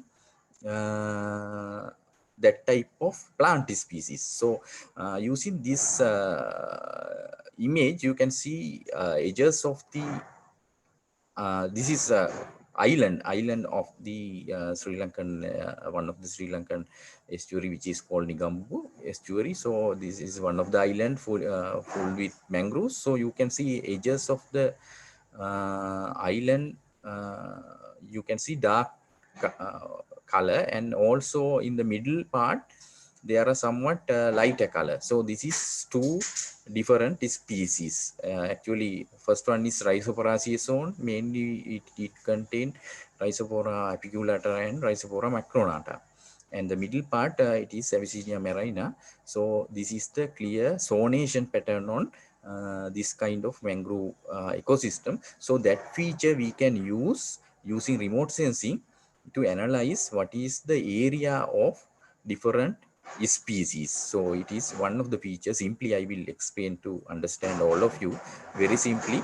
So we can detect these two zones, and after that we can extract those two areas and calculate what are the area of the different mangroves. So it is some kind of what is the distribution of these two zones we can analyze very clearly, very accurately using remote sensing technology. Similarly, in here you can see edges are mainly Rhizophora after that Avicennia CA. In the third category is Combretaceae family, and fourth one mangrove associates. So these different zones can be identified using satellite images. So that feature can be used for the analyzing different distribution of mangroves. So I think it may be clear to you. So if we for the aerial photograph also, this zonation pattern we can see very clearly. The lighter color is Abyssinia zone, and also darker one is Combretaceae zone. So this is the feature we can differentiate using satellite data. So there are several methods for that one. Several indices were developed already. This is somewhat in water indices and vegetation indices. So using different wavelength, I previously said there are different reflectors. So that feature we can use for the analysis of vegetation data, especially on mangrove vegetation also. In NDVI, we use near infrared bands and also red band for these analysis. So especially we can develop different methods using our ecosystems. So and after that we can validate those things and develop more accurate methods for our regions. So this is some of the examples the using Landsat data. It is some researchers they develop using band 5, and also some researchers band 3 and 5 ratio, using different band combinations they use for analyze satellite data, and after that analyze mangrove coverage and also mangrove related studies. They use those things. So these are some of the methods they use. Classification techniques. Using classification mean simply similar conditions clustered together. So for example, if you put that classification technique on satellite image of a mangrove ecosystem, they will classify same species in similar clusters. Then after that we can add those areas and get value of distribution of specific species of mangrove. So this is one of the application we can use simply using remote sensing techniques. So atmospheric effect correction means there are atmospheric error also effect for satellite based images. So we should analyze those things using corrections we should apply. So to that one we can use different softwares. So there are several softwares related to remote sensing and GIS. Some are freely available, some are commercial available things. So I will explain some previous cases studies, especially on Sri Lanka, and also some of the studies we conducted in Vietnam. So as an example, so these in Sri Lanka also like Indonesia, there are several coastal water bodies, including estuaries and lagoons. They are rich with mangroves. We have conducted several studies on those mangrove ecosystems. Not only mangroves, they link with other coastal ecosystems like seagrass beds and also coral reefs. They are interlinked. So at this moment nowadays we do not focus only on mangroves. We consider all the ecosystems together because they are very much interlinked. One effect from one ecosystem will directly affect the other ecosystem. So which is the method called seascape management, like some kind of scientific terms. So we study together all these things. So all the ecosystems can be effectively and efficiently analyzed using these remote sensing and GIS techniques. This is another lagoon system rich with mangroves. So what we did previously, we developed some methodologies. Actually, we monitor 1980s to 2000, very recent data also we used, and what is the trend on these ecosystems, what is the water quality changes and how it affect for the production of the estuaries, and also uh, for the mangrove extent and also distribution. So those things were related using satellite data. So it is one of the major advantage of satellite data, because sometimes we haven't that in situ data. For example, in 1980s we do not have that ground level data with us. So but there are previous satellite data. So we can develop method using recent data with the recent images, and that method can be applied for the previous satellite data. So using that one, we can analyze the trend and long-term monitoring of these ecosystems using these different satellite data. So in here, in these those graphs, you can find see there are two satellite data. It is called Landsat satellite, and also Asta is a Japanese and USA satellite. It is 15-meter resolution. Landsat is 30-meter resolution. So comparison of those two clearly indicate how changes of water quality throughout the period, and it can be directly related with mangrove changes also. Resolution, maybe all of you can understand if you for very simply, if we get a photograph and if we can enlarge those things, you can see there are pixels. So for example, low resolution images we cannot enlarge too much because there are a lot of the resolution is low. So same thing, satellite images also high resolution mean we can enlarge those things, more detail we can extract from those things. Mostly high resolution satellite data are we should expense money because it is commercial based things, but low resolution data we can freely download. So these are some of the results of the long-term monitoring of ecosystems in different water environment in Sri Lanka.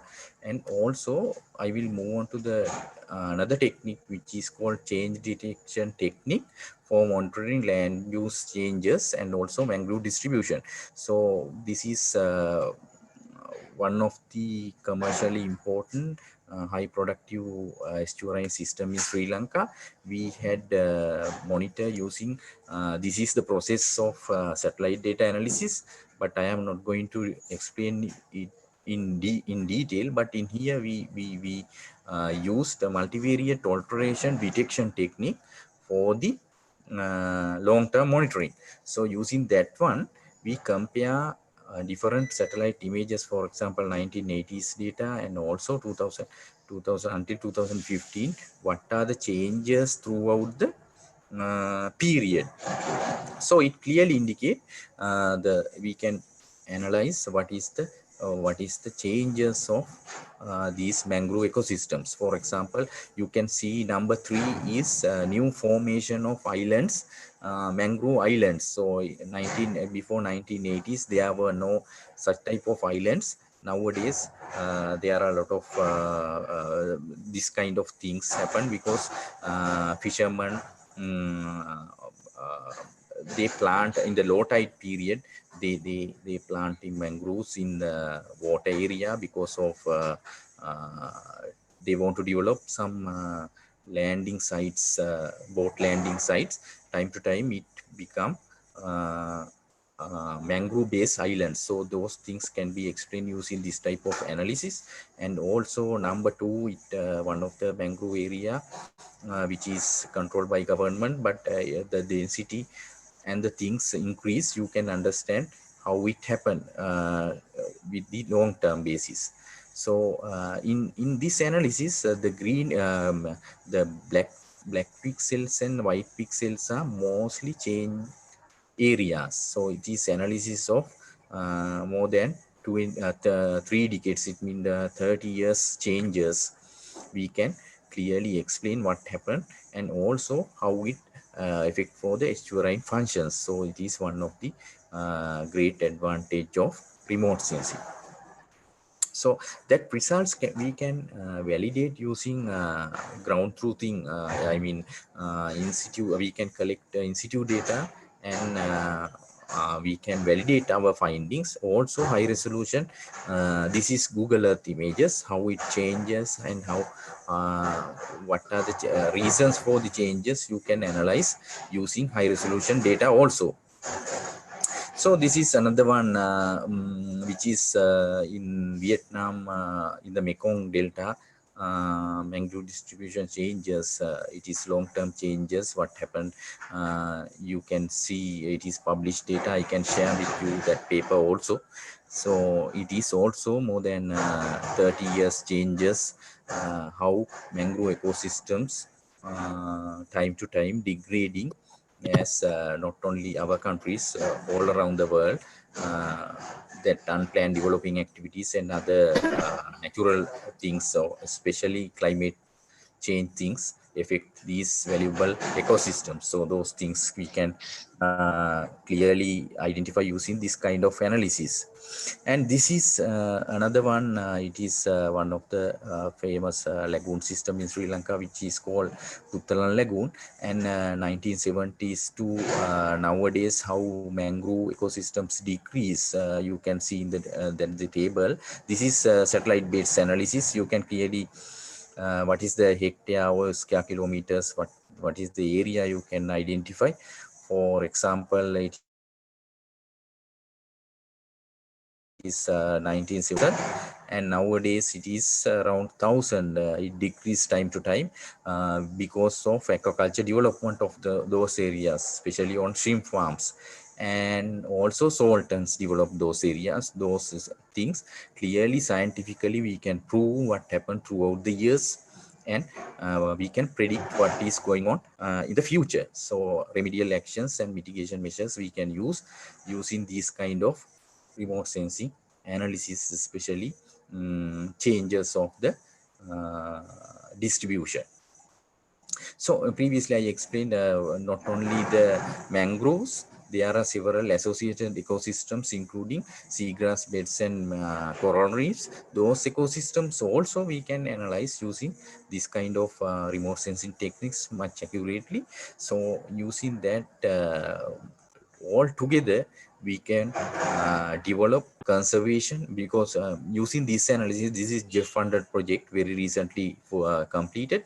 Using this one in Sri Lanka, we have identified marine protected areas using this kind of analysis, and government going to gazette those areas, and after that it will be benefit for conserve those ecosystems with the benefit of this kind of satellite data analysis. So these are the things simply I want to explain to you according to time limit. So there are several applications on remote sensing nowadays developing field. It is very useful, and also in future it will be nowadays also it is very important for the decision make as a decision making tool, and also conducting to the EIA applications, environmental impact assessment things, for the development activities. Those analyses are very important, not only our region, globally it is developing field. So therefore it is very important thing. With this brief presentation, I think you was I cannot give more details on these analysis things, but you can get brief idea what kind of things we can do using these kind of techniques. So again, thank you very much for inviting me, and also to the all the participants to join with this presentation. Thank you very much. Thank you very much, Dr. Jihan, for giving us such important insights and also meaningful knowledge related to the application of remote sensing and GIS on mangrove ecosystems. I think from basic and fundamental principles of remote sensing and GIS already told to Mr. Jihan, and also with some cases like Mekong Delta, I think, in Vietnam, and also the changing of more than 30 years, I think, on Sri Lanka mangrove area. Yeah, thank you very much, Mr. Jihan. And we already heard all of presentation from all the speakers, and now we are going to next sessions, which is discussion. This session is divided into 2 or 3 sections. There are 3 questions or comments of each section. Due to quite a lot number of questions, so we already choose the questions which are related to each other.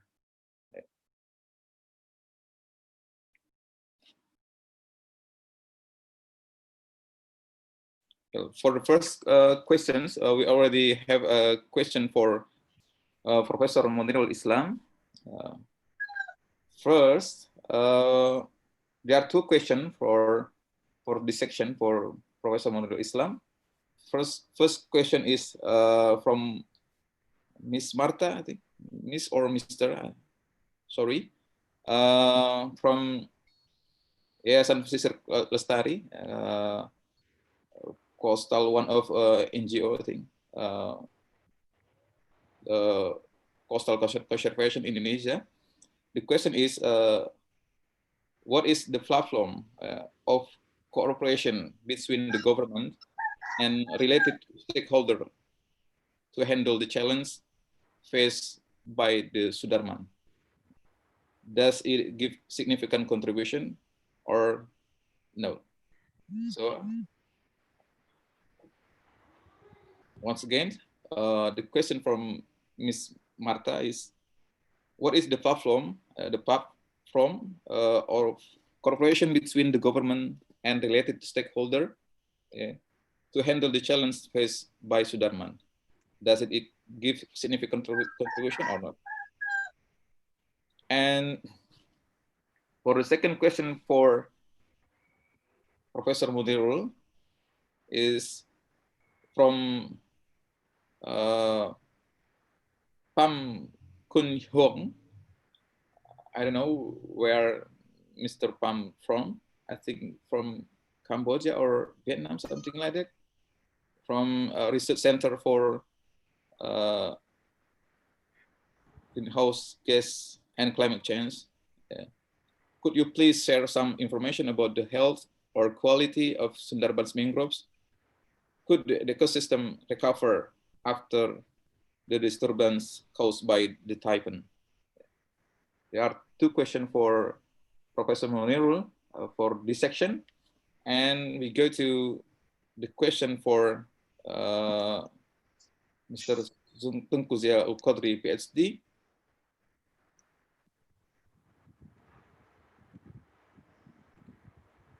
For the first question is from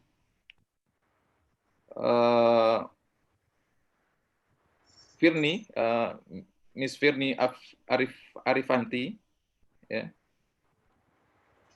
The question is related to pneumatopores or steel roots respire release carbon dioxide to atmosphere.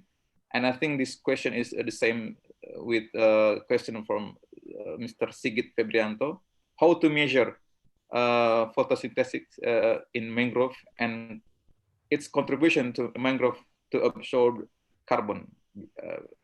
And I think it's already explained during presentation, but maybe Mr. Zia can explain further. The second question for Mr. Zia Ul-Qadri from Ms. Dwi. She's from Research Institute for Inland Fisheries, asking how big is the contribution of mangrove vegetation to support oxygen demand cause of the increment of carbon emission. For Mr. Zia and Prof. Munirul, is it clear? Yes, I think it's clear. Okay, thank you.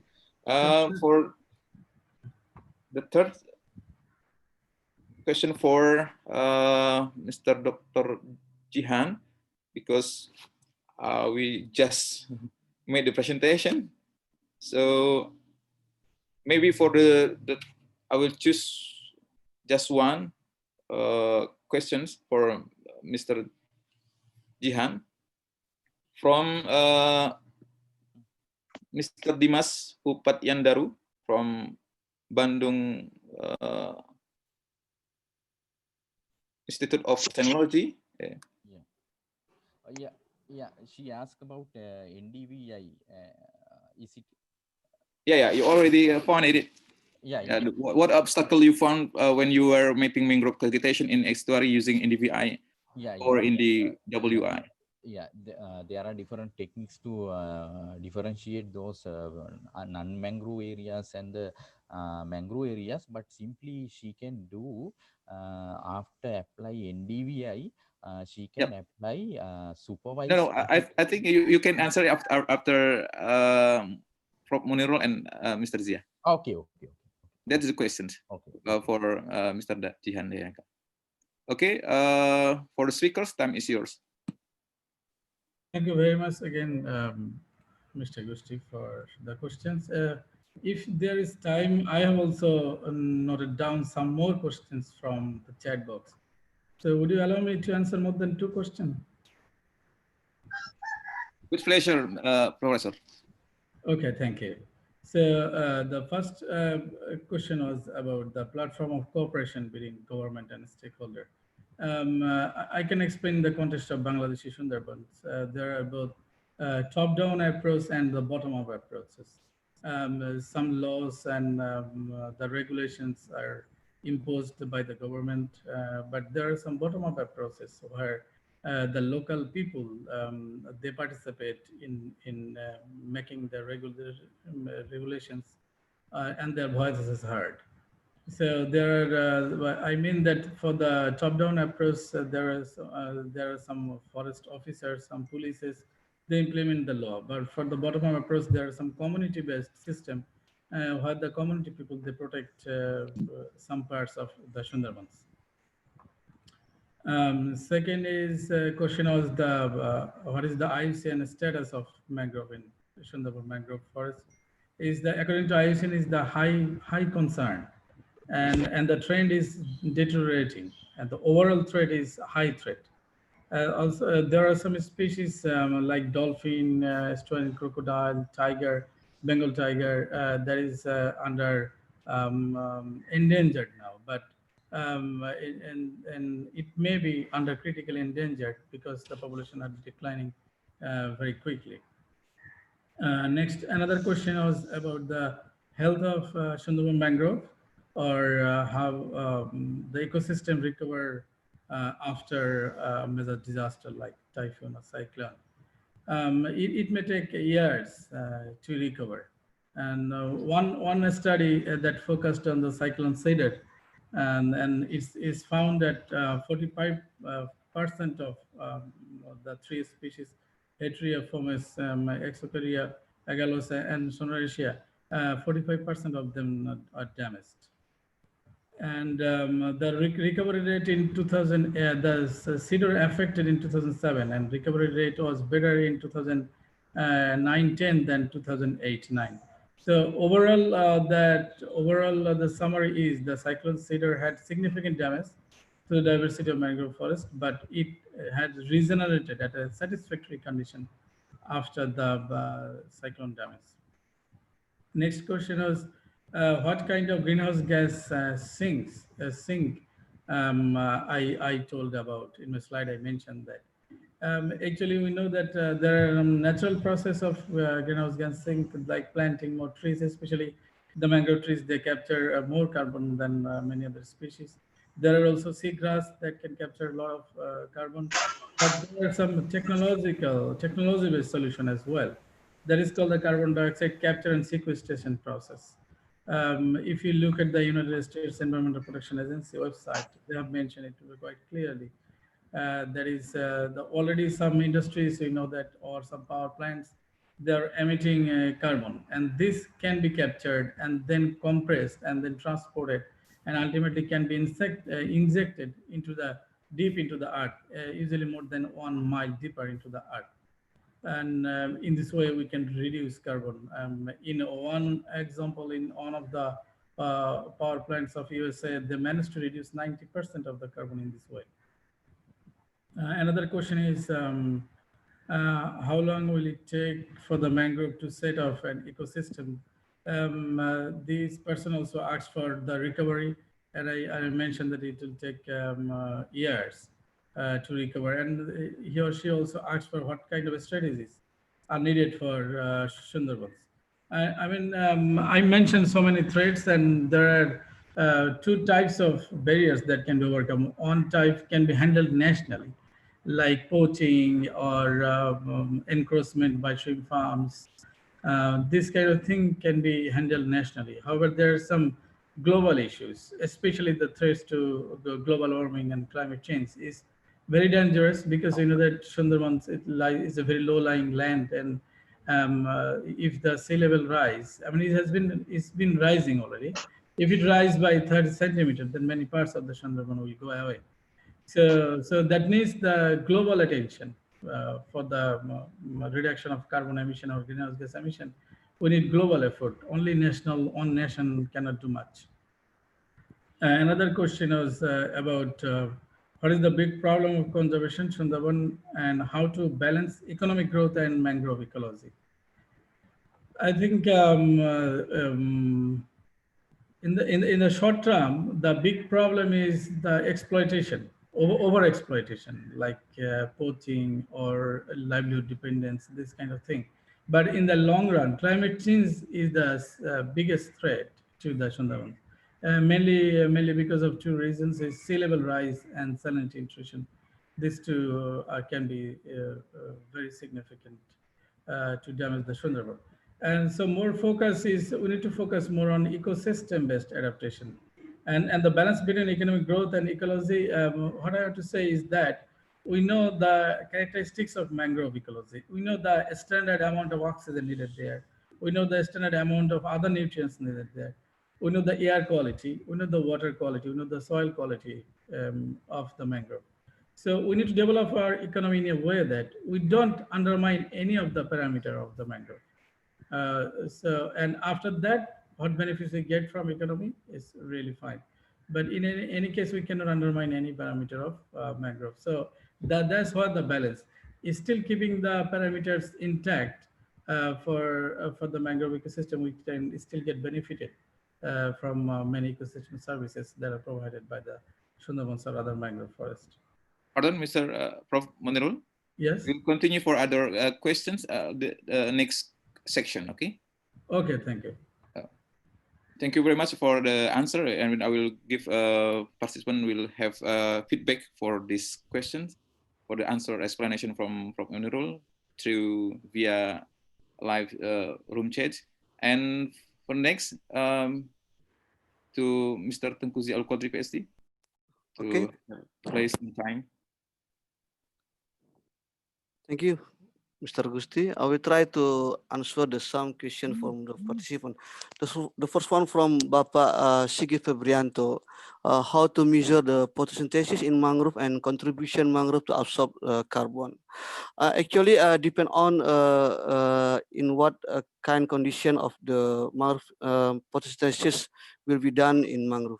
And normally in the air, yeah, we have the special tool. It's called the gas exchange method by using the Liquor 6400. This is only one, but another machine. Then usually we make, because if still seedling, no problem, because the tool can be we put on the leaf of the mangrove and we can measure the photosynthesis.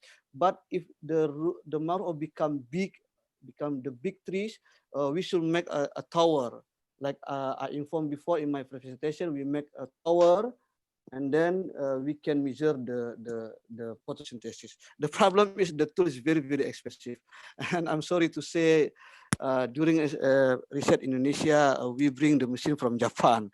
So maybe we hope next time, especially in my university, we don't have the machine, but we have maybe like LIPI or another our research institution. I hope we hope they have this machine. And this is for the if the food in the air. But if the under submerged condition, flooding condition underwater, we cannot use the gas, the liquor 6400 machine. We can use the PCO2 output system or oxygen electrode system, because the sensor can be put inside the water and measure. And but we should also understand this is also many research in Indonesia. Please be careful when we measure carbon dioxide in the air or in the water. In the air, we can clear get the direct result, the CO2 concentration. But in the water, the CO2 concentration not directly in micromole, ppm, something like that, but it's still in the preserved CO2. We must convert the result. This is for the underwater. And then how about if the machine not available in we have no this machine, because the machine very expensive. Actually, we also can use by indirect methods. In 1997, Barry Cloak from Australia, one of the mangrove legends in the world. Now he stay in the Vietnam. He's also one of the our beside Komiyama, Barry Cloak already made deep research about the mangrove biomass many years ago. They introduced the indirect method to measure the photosynthetic rate of mangrove by measure the leaf area index, and to know the leaf area index based on the light intensity. So we compare when the during the condition of the mangrove leaf canopy is very extend.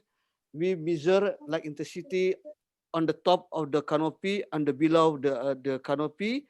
When we can put the formula, you can access, you can find the journal and by Barry Cloak in 1997 how to calculate the leaf area index to predict the photosynthetic rate. And in 2001, Professor Katiresan from Anamala University make this formula from Barry Cloak become more clear. So you can access this formula. But the problem, the measurement of photosynthetic rate by indirect, the result, I'm sorry to say, a very overestimation, not like by using gas exchange methods. Now, one of researchers from Japan, Dr. Akimoto, we know usually when we measure the biomass, we can use the destruction methods. We cut and then we measure biomass. Or also we can use the non-destruction method by using we measure the DBH, diameter of the mangrove, and the height of the mangrove. But and usually we use the Komiyama formula. But the problem I'm sorry to say, this also sometimes overestimation. Okimoto from Saga University combine about the growth curve method and the photosynthetic rate, make a model how to measure, because by this method, this is not destructive method, but the result is very precise. But we still need the machine. This is for Bapak Sigit for my explanation how to measure photosynthesis and how to absorb carbon. And the next one to the Miss Firni Afrianti, do pneumatophores steroid release CO2 to the animal? Yes, very right. Actually, when I finished my research about the mangrove photosynthesis, based on the mangrove leaf, we measure the net photosynthetic rate of the leaf. It means net photosynthetic rate, it means we reduce GPP with the respiration. But I do not measure the root respiration. The research is continue with my friend.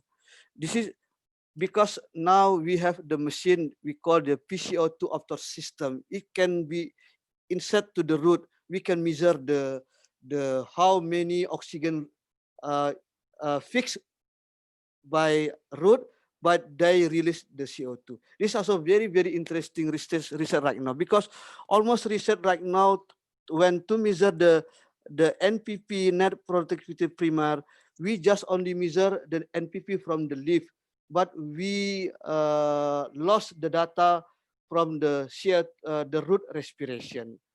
But of course, the root respiration not so high compared with the human activity. But we should measure this to get the real exact how the net productivity primary of the mangrove. So that I can say again, nematopause will release CO2 to the atmosphere, but in not big amount.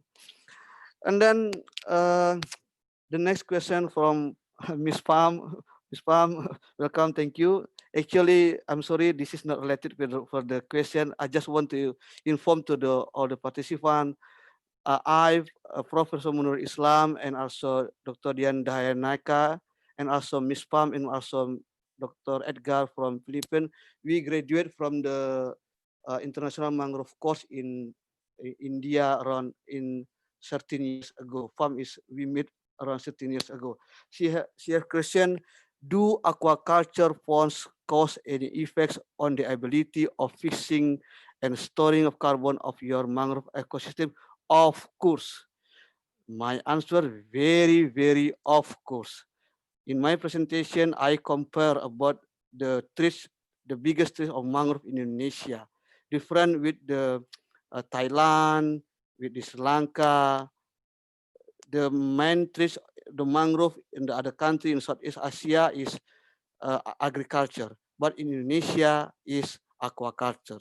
Of course, loss of mangrove change to the pond, it also means lost the mangrove carbon sink, lost the mangrove carbon sink biomass, lost the carbon sink litter fall, lost the mangrove carbon sink in sediment, and also lost the CO2 fixation during photosynthesis. But we also should fair about this. Conservation is not only for the nature only, but also for the human. We can understand about this. So this is also pro and contra also in Indonesia. Now I'm sorry to say some scientists, some researchers, some project that do the aquaculture pond in Indonesia, they said in the pond also we found big amount of the phytoplankton. It will fix the CO2. That's correct. But the CO2 fixation by photosynthesis in the fish pond or the shrimp pond cannot be compared with the carbon fixation by mangrove. Very, very different big amount. So we cannot, but of course we can arrange the procedure or the mechanism how make the balance about the economic and the environmental. We cannot say 100% environmental, but I'm sorry I cannot, because this is more than a politic a decision. But of course, loss of mangrove, it also means loss the mangrove carbon sinks. This is I want to inform to Dr. Pham from Vietnam. And then Mr. Zia? Yeah. We can continue for the next question after second thank you. of this question. Okay. Thank you. Thank you very much, Mr. Zia, who already answered 3 questions actually. Bonus for Ms. Pham. And after that, we can listen the answer from the explanation from Mr. Jihan. The question from Dimas Upatyandaru, Bandung Institute of Technology. What is obstacle between in the VI and in the WI? Yeah.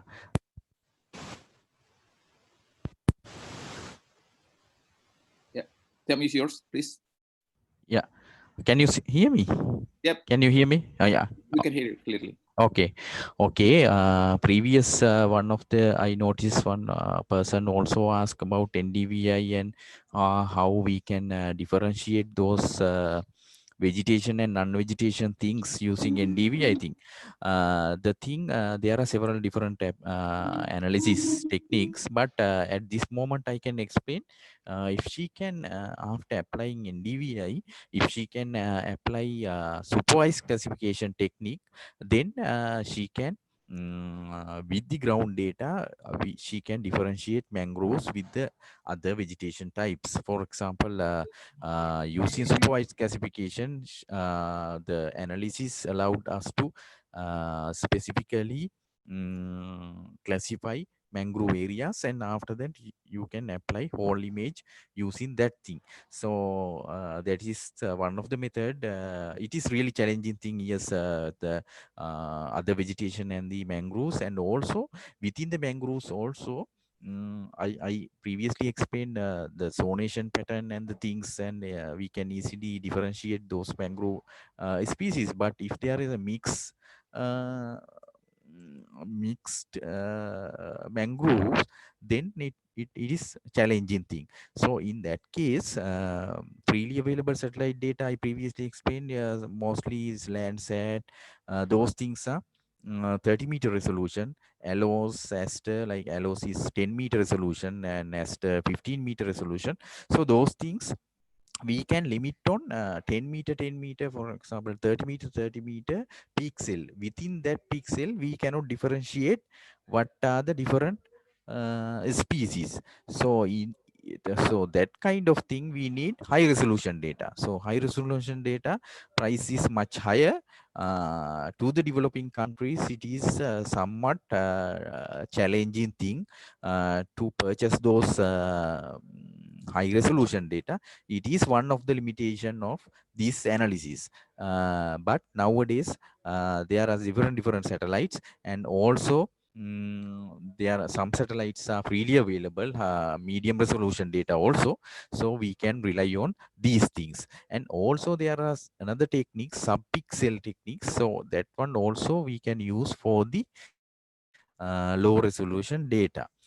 Another thing in this question she asked about also, is that possible to combine two image input from Landsat and Nesta into one layer of map using algorithm of CMRI? So using combined mangrove recognition index, previously I not used different satellite data, but I explained previously there is one of the technique called change multivariate alteration detection technique, which is proposed by Nielsen. It is we can use that type of different resolution, different satellite data. We can compare with these two images.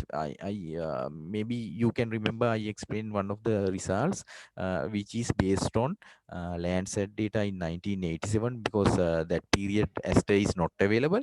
In this period, Landsat data is not available, Landsat 5 and 7. So we used Aster data. So using Aster is 10 meter, Landsat is 30 meter, different resolutions, we can overlap using that kind of analysis technique, which is called multivariate alteration detection technique. That is the major advantage of that software. We can use multi resolution, multi-temporal, multi-satellite data. So it is major advantage on that one. So I think that is the question. Yeah, thank you very much. I think because the question is quite the same, not only for Mr. Dimas Upatyandaru, but also for Ibu Marlia Chandra, and also from Mr. Sigit Febrianto from University of Diponegoro. Thank you very much for the explanation. For the questionnaire, you can give us feedback to room chat, so let me know. Now we go to the second section for this question answer section. Same thing, we have 2 or 3 questions for 8 speakers. First for Professor Munirul Islam. This question is more technical aspect, I think. First from Ed Hortilosa from Northern Iloilo Polytechnic State College, Philippines. The question is, what kind of species of mangroves in Sundarban seems to be resilient after a weather disturbance, strong typhoon happens? And to which factors you attribute such resilience? And the second one from Ms. Yuliar and also Niet Huliselan. I think the question is more or less the same. Do you have information on the diversity of microorganisms isolated from Sundarban mangrove plants, including planktons, specific plankton, and others? And I think the third, we can discuss more, even you already discussed it from information from Professor Dr. Aminur Rahman from Department of Fisheries and Marine Bioscience. Thank you very much for Aminur Rahman joining us today about the proposed project. 14 kilometers from northern of Sundarbans. We already discussed it before about thermal power plant on Sundarban. Are there any changing about the biodiversity, and how can we prevent, mitigate, and adapt with such a critical devastating situation? And for the second speaker, Mr. Zia, still technical questions from Ibu Niluh Widyasari. The question is, what is the estimated percentage of decrease in global warming with mangrove planting? And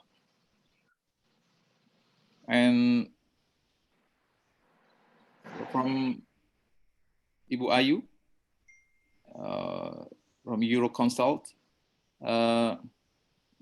she said that many mangrove degradation in Indonesia. First question is, did you also study how much carbon loss due to degradation? And is the water sea quality will impact to the rate of saving carbon? Maybe Mr. Zia can answer all of the questioners. The third speaker to Dr. Jihan. First question is from Mr. Marta. The question is, oh, sorry, I did wrong. From Abdul Khalik, Bogor, Indonesia, and also Niluh Widyasari from Unmas Denpasar. Can we use GIS or remote sensing application to regularly monitoring mangrove growth? And also from Muhammad Jamhari, Medan State University. What statistical analysis that he can use to determine the relationship of beach environmental parameter and mangrove above ground biomass? And then if we have time, three of you can answer all of the questions.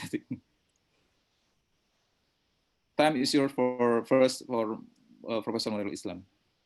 Thank you very much for the question. Regarding the first question from Edgar, is about the what species of mangroves in the Sundarban seem to be resilient after weather disturbance such as cyclone or typhoons. Actually, they don't have much study on this. Actually, few studies focused on damage side, but for the recovery, they focused as a whole. So that's why it's hard for me to answer specifically. But I previously mentioned that some species like Heteroformes, Exocaria galota, Sonoraceae, they got damaged a lot, but I'm not exactly sure what are the factors responsible for their recovery or for the resilience. Maybe better environmental conditions, one issue, and also the succession theory. We know that there are other ecological factors as well. Another issue was the information about planktonic organisms in the mangrove Sundarbans. Yes, a lot of phytoplankton, zooplankton available in the water of Sundarbans. And I see in the internet there are some lists already. So how to mention all names? I think better please Google it or send me email. I shared my email so that I can share with you. And third question is about again the power plant near Sundarbans. Is a quite debated power plant, and it's a few days ago I've seen a letter in journal Science, the highest impact factor journal amongst the highest. They have also published a letter on these. It's been said that is can threat the biodiversity of Sundarban is mainly the decrease of pH is one concern, and actually one power plant may be not that much threatened. According to government, they followed the EIA, environmental impact assessment process properly. Also, they have some mitigation plan in place. But again, environmentalists are raising concern, not only because of one power plant, but also if this power plant is developed there, already it's been started, then many other industries may be developed around Sundarbans. That can be more dangerous. Yes. Also, another bridge, Padma Bridge is underway, hopefully. It will connect the southern part of the country with the capital, and then more transport will be there. So this will bring the opportunity to establish more industries around Sundarbans. So that will be very bad for the Sundarbans. And previously I said about we know that we shouldn't harm any parameter of Sundarban, both from soil, water, air, and plant and animal context. Thank you. Thank you, Prof. Manirul, for the explanations. We go to Mr. Zia. Okay, thank you. Can you hear me? Okay. Okay, the first one I want to try to maybe just not exactly answer from the Ibu Sri Nur Amina from Hasanuddin University. Please let me know the mangrove species that adapted well near the seaport because the areas contain many oil and dangerous waste product. Thanks. Actually, no mangrove can adapt with many oil for a long time. But for short time, not so problem. And luckily, usually in seaport, when the seaport near the sea, we have the current and the wave. If the blasting is very high, this may be not big. Big problem for the seedling to make exist first, to grow the root. But better to washing the oil. But if if in the like if the port near in the mouth of the river or in the bay, this will become problem. The problem is the oil, because the problem is more related to disturbing of the root performance. Like I said before about the Miss Personi question about the root respiration. In my experiences about to the planting mangrove, during the seedling phase, the seedling and sapling phase, the root very so sensitive for disturbing. So maybe when they can grow up, if something problem with the root, it will become problem with the mangrove. Of course, if she put near the sea for adapt to the current and the salinity and the flooding, efficiency is better than another species. But for oil, when the oil close the lenticel, close the pencil root, close the pneumat of water, it will become problem for the mangrove, especially the baby mangrove, the sapling or the seedling. So I cannot give which mangrove can adapt it well near the seaport because of the areas contain many oil and dangerous waste product. I just suggest we should reduce the many oil, and we should reduce and make loss the dangerous waste product. Is much better. But of course, many research, for example, in the Papua, in the Freeport, many researchers already tried to planting mangrove in the the the waste product of the tiling, something like this, or in Bangka, in Bangka, the tin mining, they try to planting something like this. They can grow, but they cannot grow well. They can grow, but they cannot grow well. Yeah, this is for the Ibu Sri Nur Aminah for from Hasanuddin University. And then the next question from me. I'm sorry, this is Mr. Dwi from Research Institute for Inland Fisheries. How big is the contribution of mangrove vegetation to support oxygen demand cause of the increment of carbon emission? For the photosynthetic mechanism only, not so big, but not so big. But why mangrove is very give big contribution, because the next phase, when they become biomass, litter fall, and the sequestration in the soil sediment, because mangrove the composition rate very low. When they make the big biomass, and especially the below ground biomass, all of this is the carbon sink in the coastal area. Like the previous research from Donato and from Aso Okimoto, they get, and also Prof. Mudiarso from C4, from IPB, they have data more than 1,000 ton carbon per hectare can be stored by mangrove by ecosystem. For photosynthesis, maybe not so big, but all this carbon sink can from the photosynthesis mechanism. So this is can I just my explanation for the Mr. or Miss Dwi question. And then the next question from Miss Marlia Chandra from BBP BAP Jepara. How mangroves contribute to the sustainable development goals? Yeah, I think many we have the many conference. We deal that a mangrove can support Paris Sustainable Development Goals. They have 17 goals, but in my opinion, mangrove can give support directly, at least at two numbers. The number 13 about the climate action, and the number 14 about the life below water. But when we say mangrove as ecosystem, as community, stay with the people, it will support the sustainable development goal by indirect mechanism, because they can support the livelihood, the economic from the surrounding local people.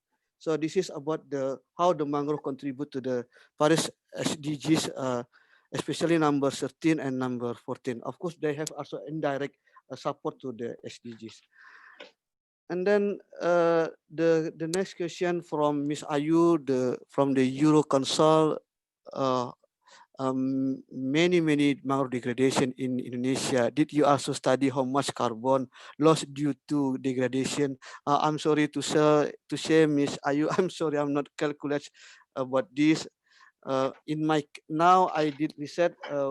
We calculate the rehabilitation mangrove, the restoration mangrove area from pond, especially in the Sembilang National Park that I said before. The biggest mangrove area in the western part of Indonesia. One of the problem is many years before the national park established, this is the illegal fish pond, shrimp pond. Then now we together with the Ministry of Environmental and the university, and also some other research institution, we try, and JICA Japan also, we try to replanting from the abandoned fish pond, the degradation mangrove area due to the fish pond, and then replanting around 7 years ago. Now already grow, some well, some not is not well, and then we try to calculate about how much carbon they can produce again. But I have no data how much carbon lost due to degradation. And then also from Ms. Ayu, the second question is the water sea quality will impact to the rate of saving carbon. Of course, like I said before, not the environment factor very affect how mangrove to fix the CO2 from the atmosphere. Different mangrove zonation, for example, Bruguera gymnorrhiza, when they grow in the high salinity, their photosynthetic rate become decrease. It means their ability to saving carbon also become decreased. And the more problem if they become stressed, it will be happen. We call this photorespiration. What is photorespiration? Opposite with the photosynthesis. In photosynthesis, using light, they produce the oxygen using the material is CO2. But when they stress, they cannot produce oxygen more than CO2 or equal. We call this the photo respiration. So water sea quality will impact the rate of the saving of carbon. Of course, it will affect. And the last question from Miss Nilu Widyasari from Unmas Denpasar. What is the estimated percentage of decrease in global warming in with mangrove planting? I'm sorry again, I have no detailed information about this.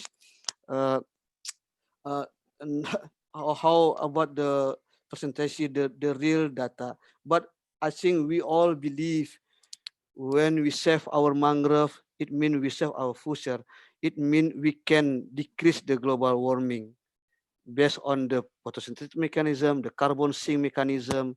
It will affect, it will give the contribution to decrease the global warming. I believe we together believe about this, but I have no detailed data about the presentation of the estimation of the presentation of the decreased global warming with mangrove planting. Maybe only this my explanation, Bapak Gusti. I hope it's quite enough to my explanation. Thank you very much. Thank you very much, Mr. Zia. It's more than enough, I think. Thank you very much once again, Mr. Zia. We go to Mr. Jihan to answer the next questions. Yeah, the related question for me, one of related one is they ask about how we can use satellite monitoring for the regular monitoring programs of mangrove ecosystems. Yes, of course, we can use regular monitoring programs using GIS and remote sensing technology. The previously also I mentioned the one of the limitation of this one is as a tropical countries, usually our cloud cover is much higher, usually on the close to equator. Our countries are very close to equator, so therefore cloud cover is much higher. So it is somewhat challenging work because day by day we cannot get clear images using satellite data, but fortunately we have different satellites, so we can rely on different satellite data and compare those data. Another thing I can inform you nowadays that UAV technology is much higher, much developing thing, unmanned aerial vehicles. So UAV, if we can use UAV for the to get aerial photographs, not only visible region, other thermal images, you can analyze those things very clearly and benefit for regular monitoring programs of mangroves. So this technology also we can use. It is also coming under remote sensing technology, UAV analysis, and also multi-temporal, multi-satellite data also we can use. So that is the I want to answer on that one. Thank you. Thank you very much, Mr. Jihan, for the answer. And we already, I think, thank you very much to the speakers who already answered all the questions, and also for the questioners. And most of you or participants asked about the link of presentation, the material of presentation, the PPT or PDF, something like that. I think our speakers already shared the link or biodata of, I think, from via email, something like that. We can contact the speakers, or maybe our speaker will post in their media, I think ResearchGate, something like that, LinkedIn. We can download from their channel. We are sorry we cannot share the PPT or PDF to the chat room. So just contact our speakers, and maybe our speaker could probably can share to their channel from ResearchGate and etc. Here we come to the third section of our webinar today. Is closing statement from its speakers. Maybe each speaker will let them. Each them is only 2-3 minutes. Is it enough? I think. We go to Mr. Dr. Jihan Dayaka first to give his closing statement. Okay. Again, I would like to say it is a great honor and great privilege to address this gathering.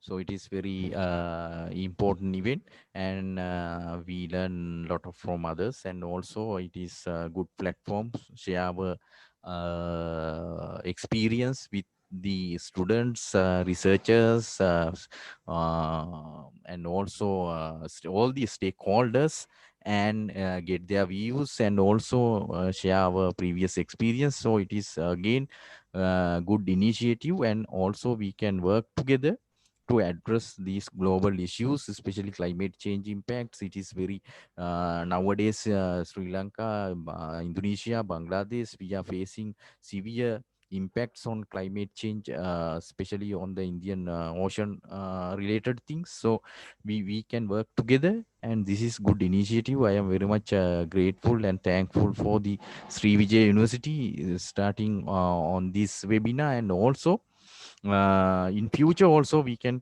uh, uh, conduct these kind of things to benefit all the people related these kind of issues, and also collaboration activities to benefit to the students and the universities linkages we can develop through this one. And I am again thankful for all the organizing committee, and also all the participants active participation. They are very valuable questions they raised, and I put my email address on the chat box, and anyone need any publications or related things, please feel free to contact me. I am willing to continuous keep continuous relationship with all of you, and thank you very much for giving me this opportunity. Thank you very much. Thank you very much, Dr. Jihan, for your time and your share of knowledge today. And also for the second chance, we give to Mr. Tengkuzi Al-Qadri PhD for giving us a closing statement.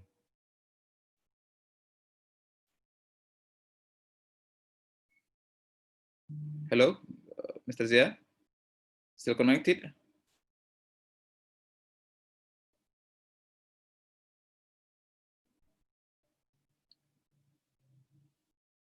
I think there's a kind of problem, and now Mr. Zia has left the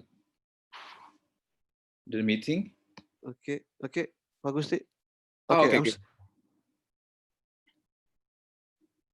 Time is yours, Mr. Zia.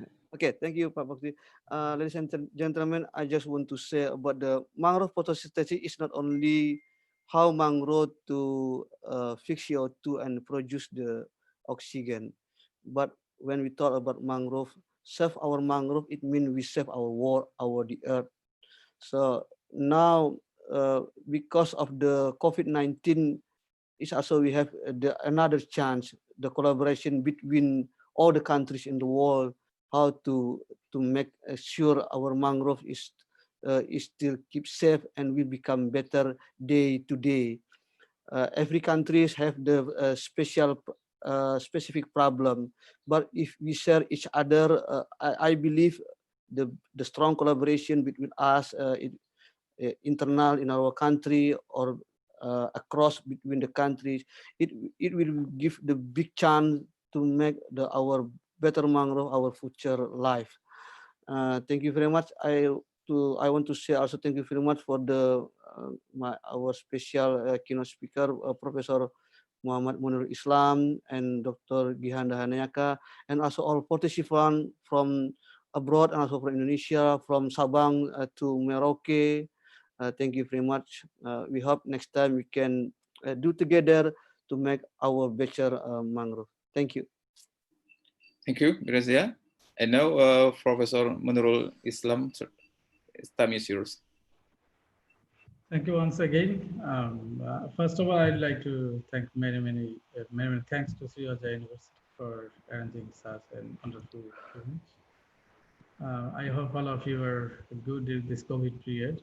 Both the speakers and other people also talked about the collaboration, future collaboration. Definitely we are open, and feel free to mail me. Unfortunately, I was not able to answer all the questions, many questions are raised, but I have given my email address in the chat box. So feel free to send me any issues, question, or anything collaboration you need to my email. I'll try to respond. And my final answer is that we are living in a world where both in my childhood, actually, I have seen in the T-shirt written that "Save the World," and it was mainly environmental campaign. But if you think of it deeply, it's not about saving the earth. Earth will be there if we damage the environment. Earth will be there, but human population will be in danger. So that's why not saving the earth for the sake of human being. That will be my final message. Thank you very much. Okay. Thank you very much, Professor Munirul. Once again, we thank you for a great presentation, and hopefully the information and knowledge that we have shared today will be useful for all of us. And I think the connection do not stop only in this seminar, but also all of us can contact each other, especially to our speakers today. Even we can make research collaboration for better mangrove future. And ladies and gentlemen, we finally come to the end of part of our seminar today. Before I close the seminar, we can give our honorable applause for the speakers today. For Professor Muhammad Munirul Islam from University of Dhaka, and also for the second one is from for Mr. Tunku Ziaukoldi, PhD, Sriwijaya University, and also for Dr. Jihan Dahenaka from the Open University of Sri Lanka. And also I would like to thank you to the speakers for informative and interesting presentation today, and to all of participants for very active participation. Hopefully the seminar will be beneficial for everybody, and of course a meaningful aid for our mangrove futures. And once again, thank you very much for your attention. Good afternoon. We already have almost 2.5 hours for a great time today for our mangrove, World Mangrove. Good morning. Assalamualaikum warahmatullahi wabarakatuh. Waalaikumsalam. Now time back to Ms. Nyimas. Thank you, Mr. Gusti Diansyah. Okay, ladies and gentlemen, now we are already in the last session of this webinar. I'm Nyimas Nabila Saraswati, representing all of the committee in here. I want to say thank you for all our speakers today, our moderators, and to attend this today. So, I'm Nyimas Nabila Saraswati. I'm leaving out. See you on the next webinar. Wassalamualaikum warahmatullahi wabarakatuh. Waalaikumsalam warahmatullahi wabarakatuh. Profesor Munirul Islam, thank you very much. Dr. Jihan, Bapak Sigit. Ya, terima kasih Pak Zia, Mas Zia. Thank you very much, Bapak. Dan kepada panitia Pak Gusti. Assalamualaikum. Thank you semuanya. Terima kasih banyak. Monirul, Professor Monirul, we can communicate with you. Professor Monirul. Yes. Professor Aminur, we also can make collaboration with Indonesia. Yes, I am very happy that I also have some collaboration with Halu Olio University. In Sulawesi. Yes, I went there in 2018 for some marine research. So we can extend our collaboration with Indonesia is very thank you. Rich in marine biodiversity also. Okay. Thank you everybody for the nice presentation. Thank you, Prof. Aminur. Munirul Islam, thank you very much. Dr. Jihan, very much. Dr. Monirul, I will communicate with you, email. Yes, definitely. Okay, thank you. Please take care.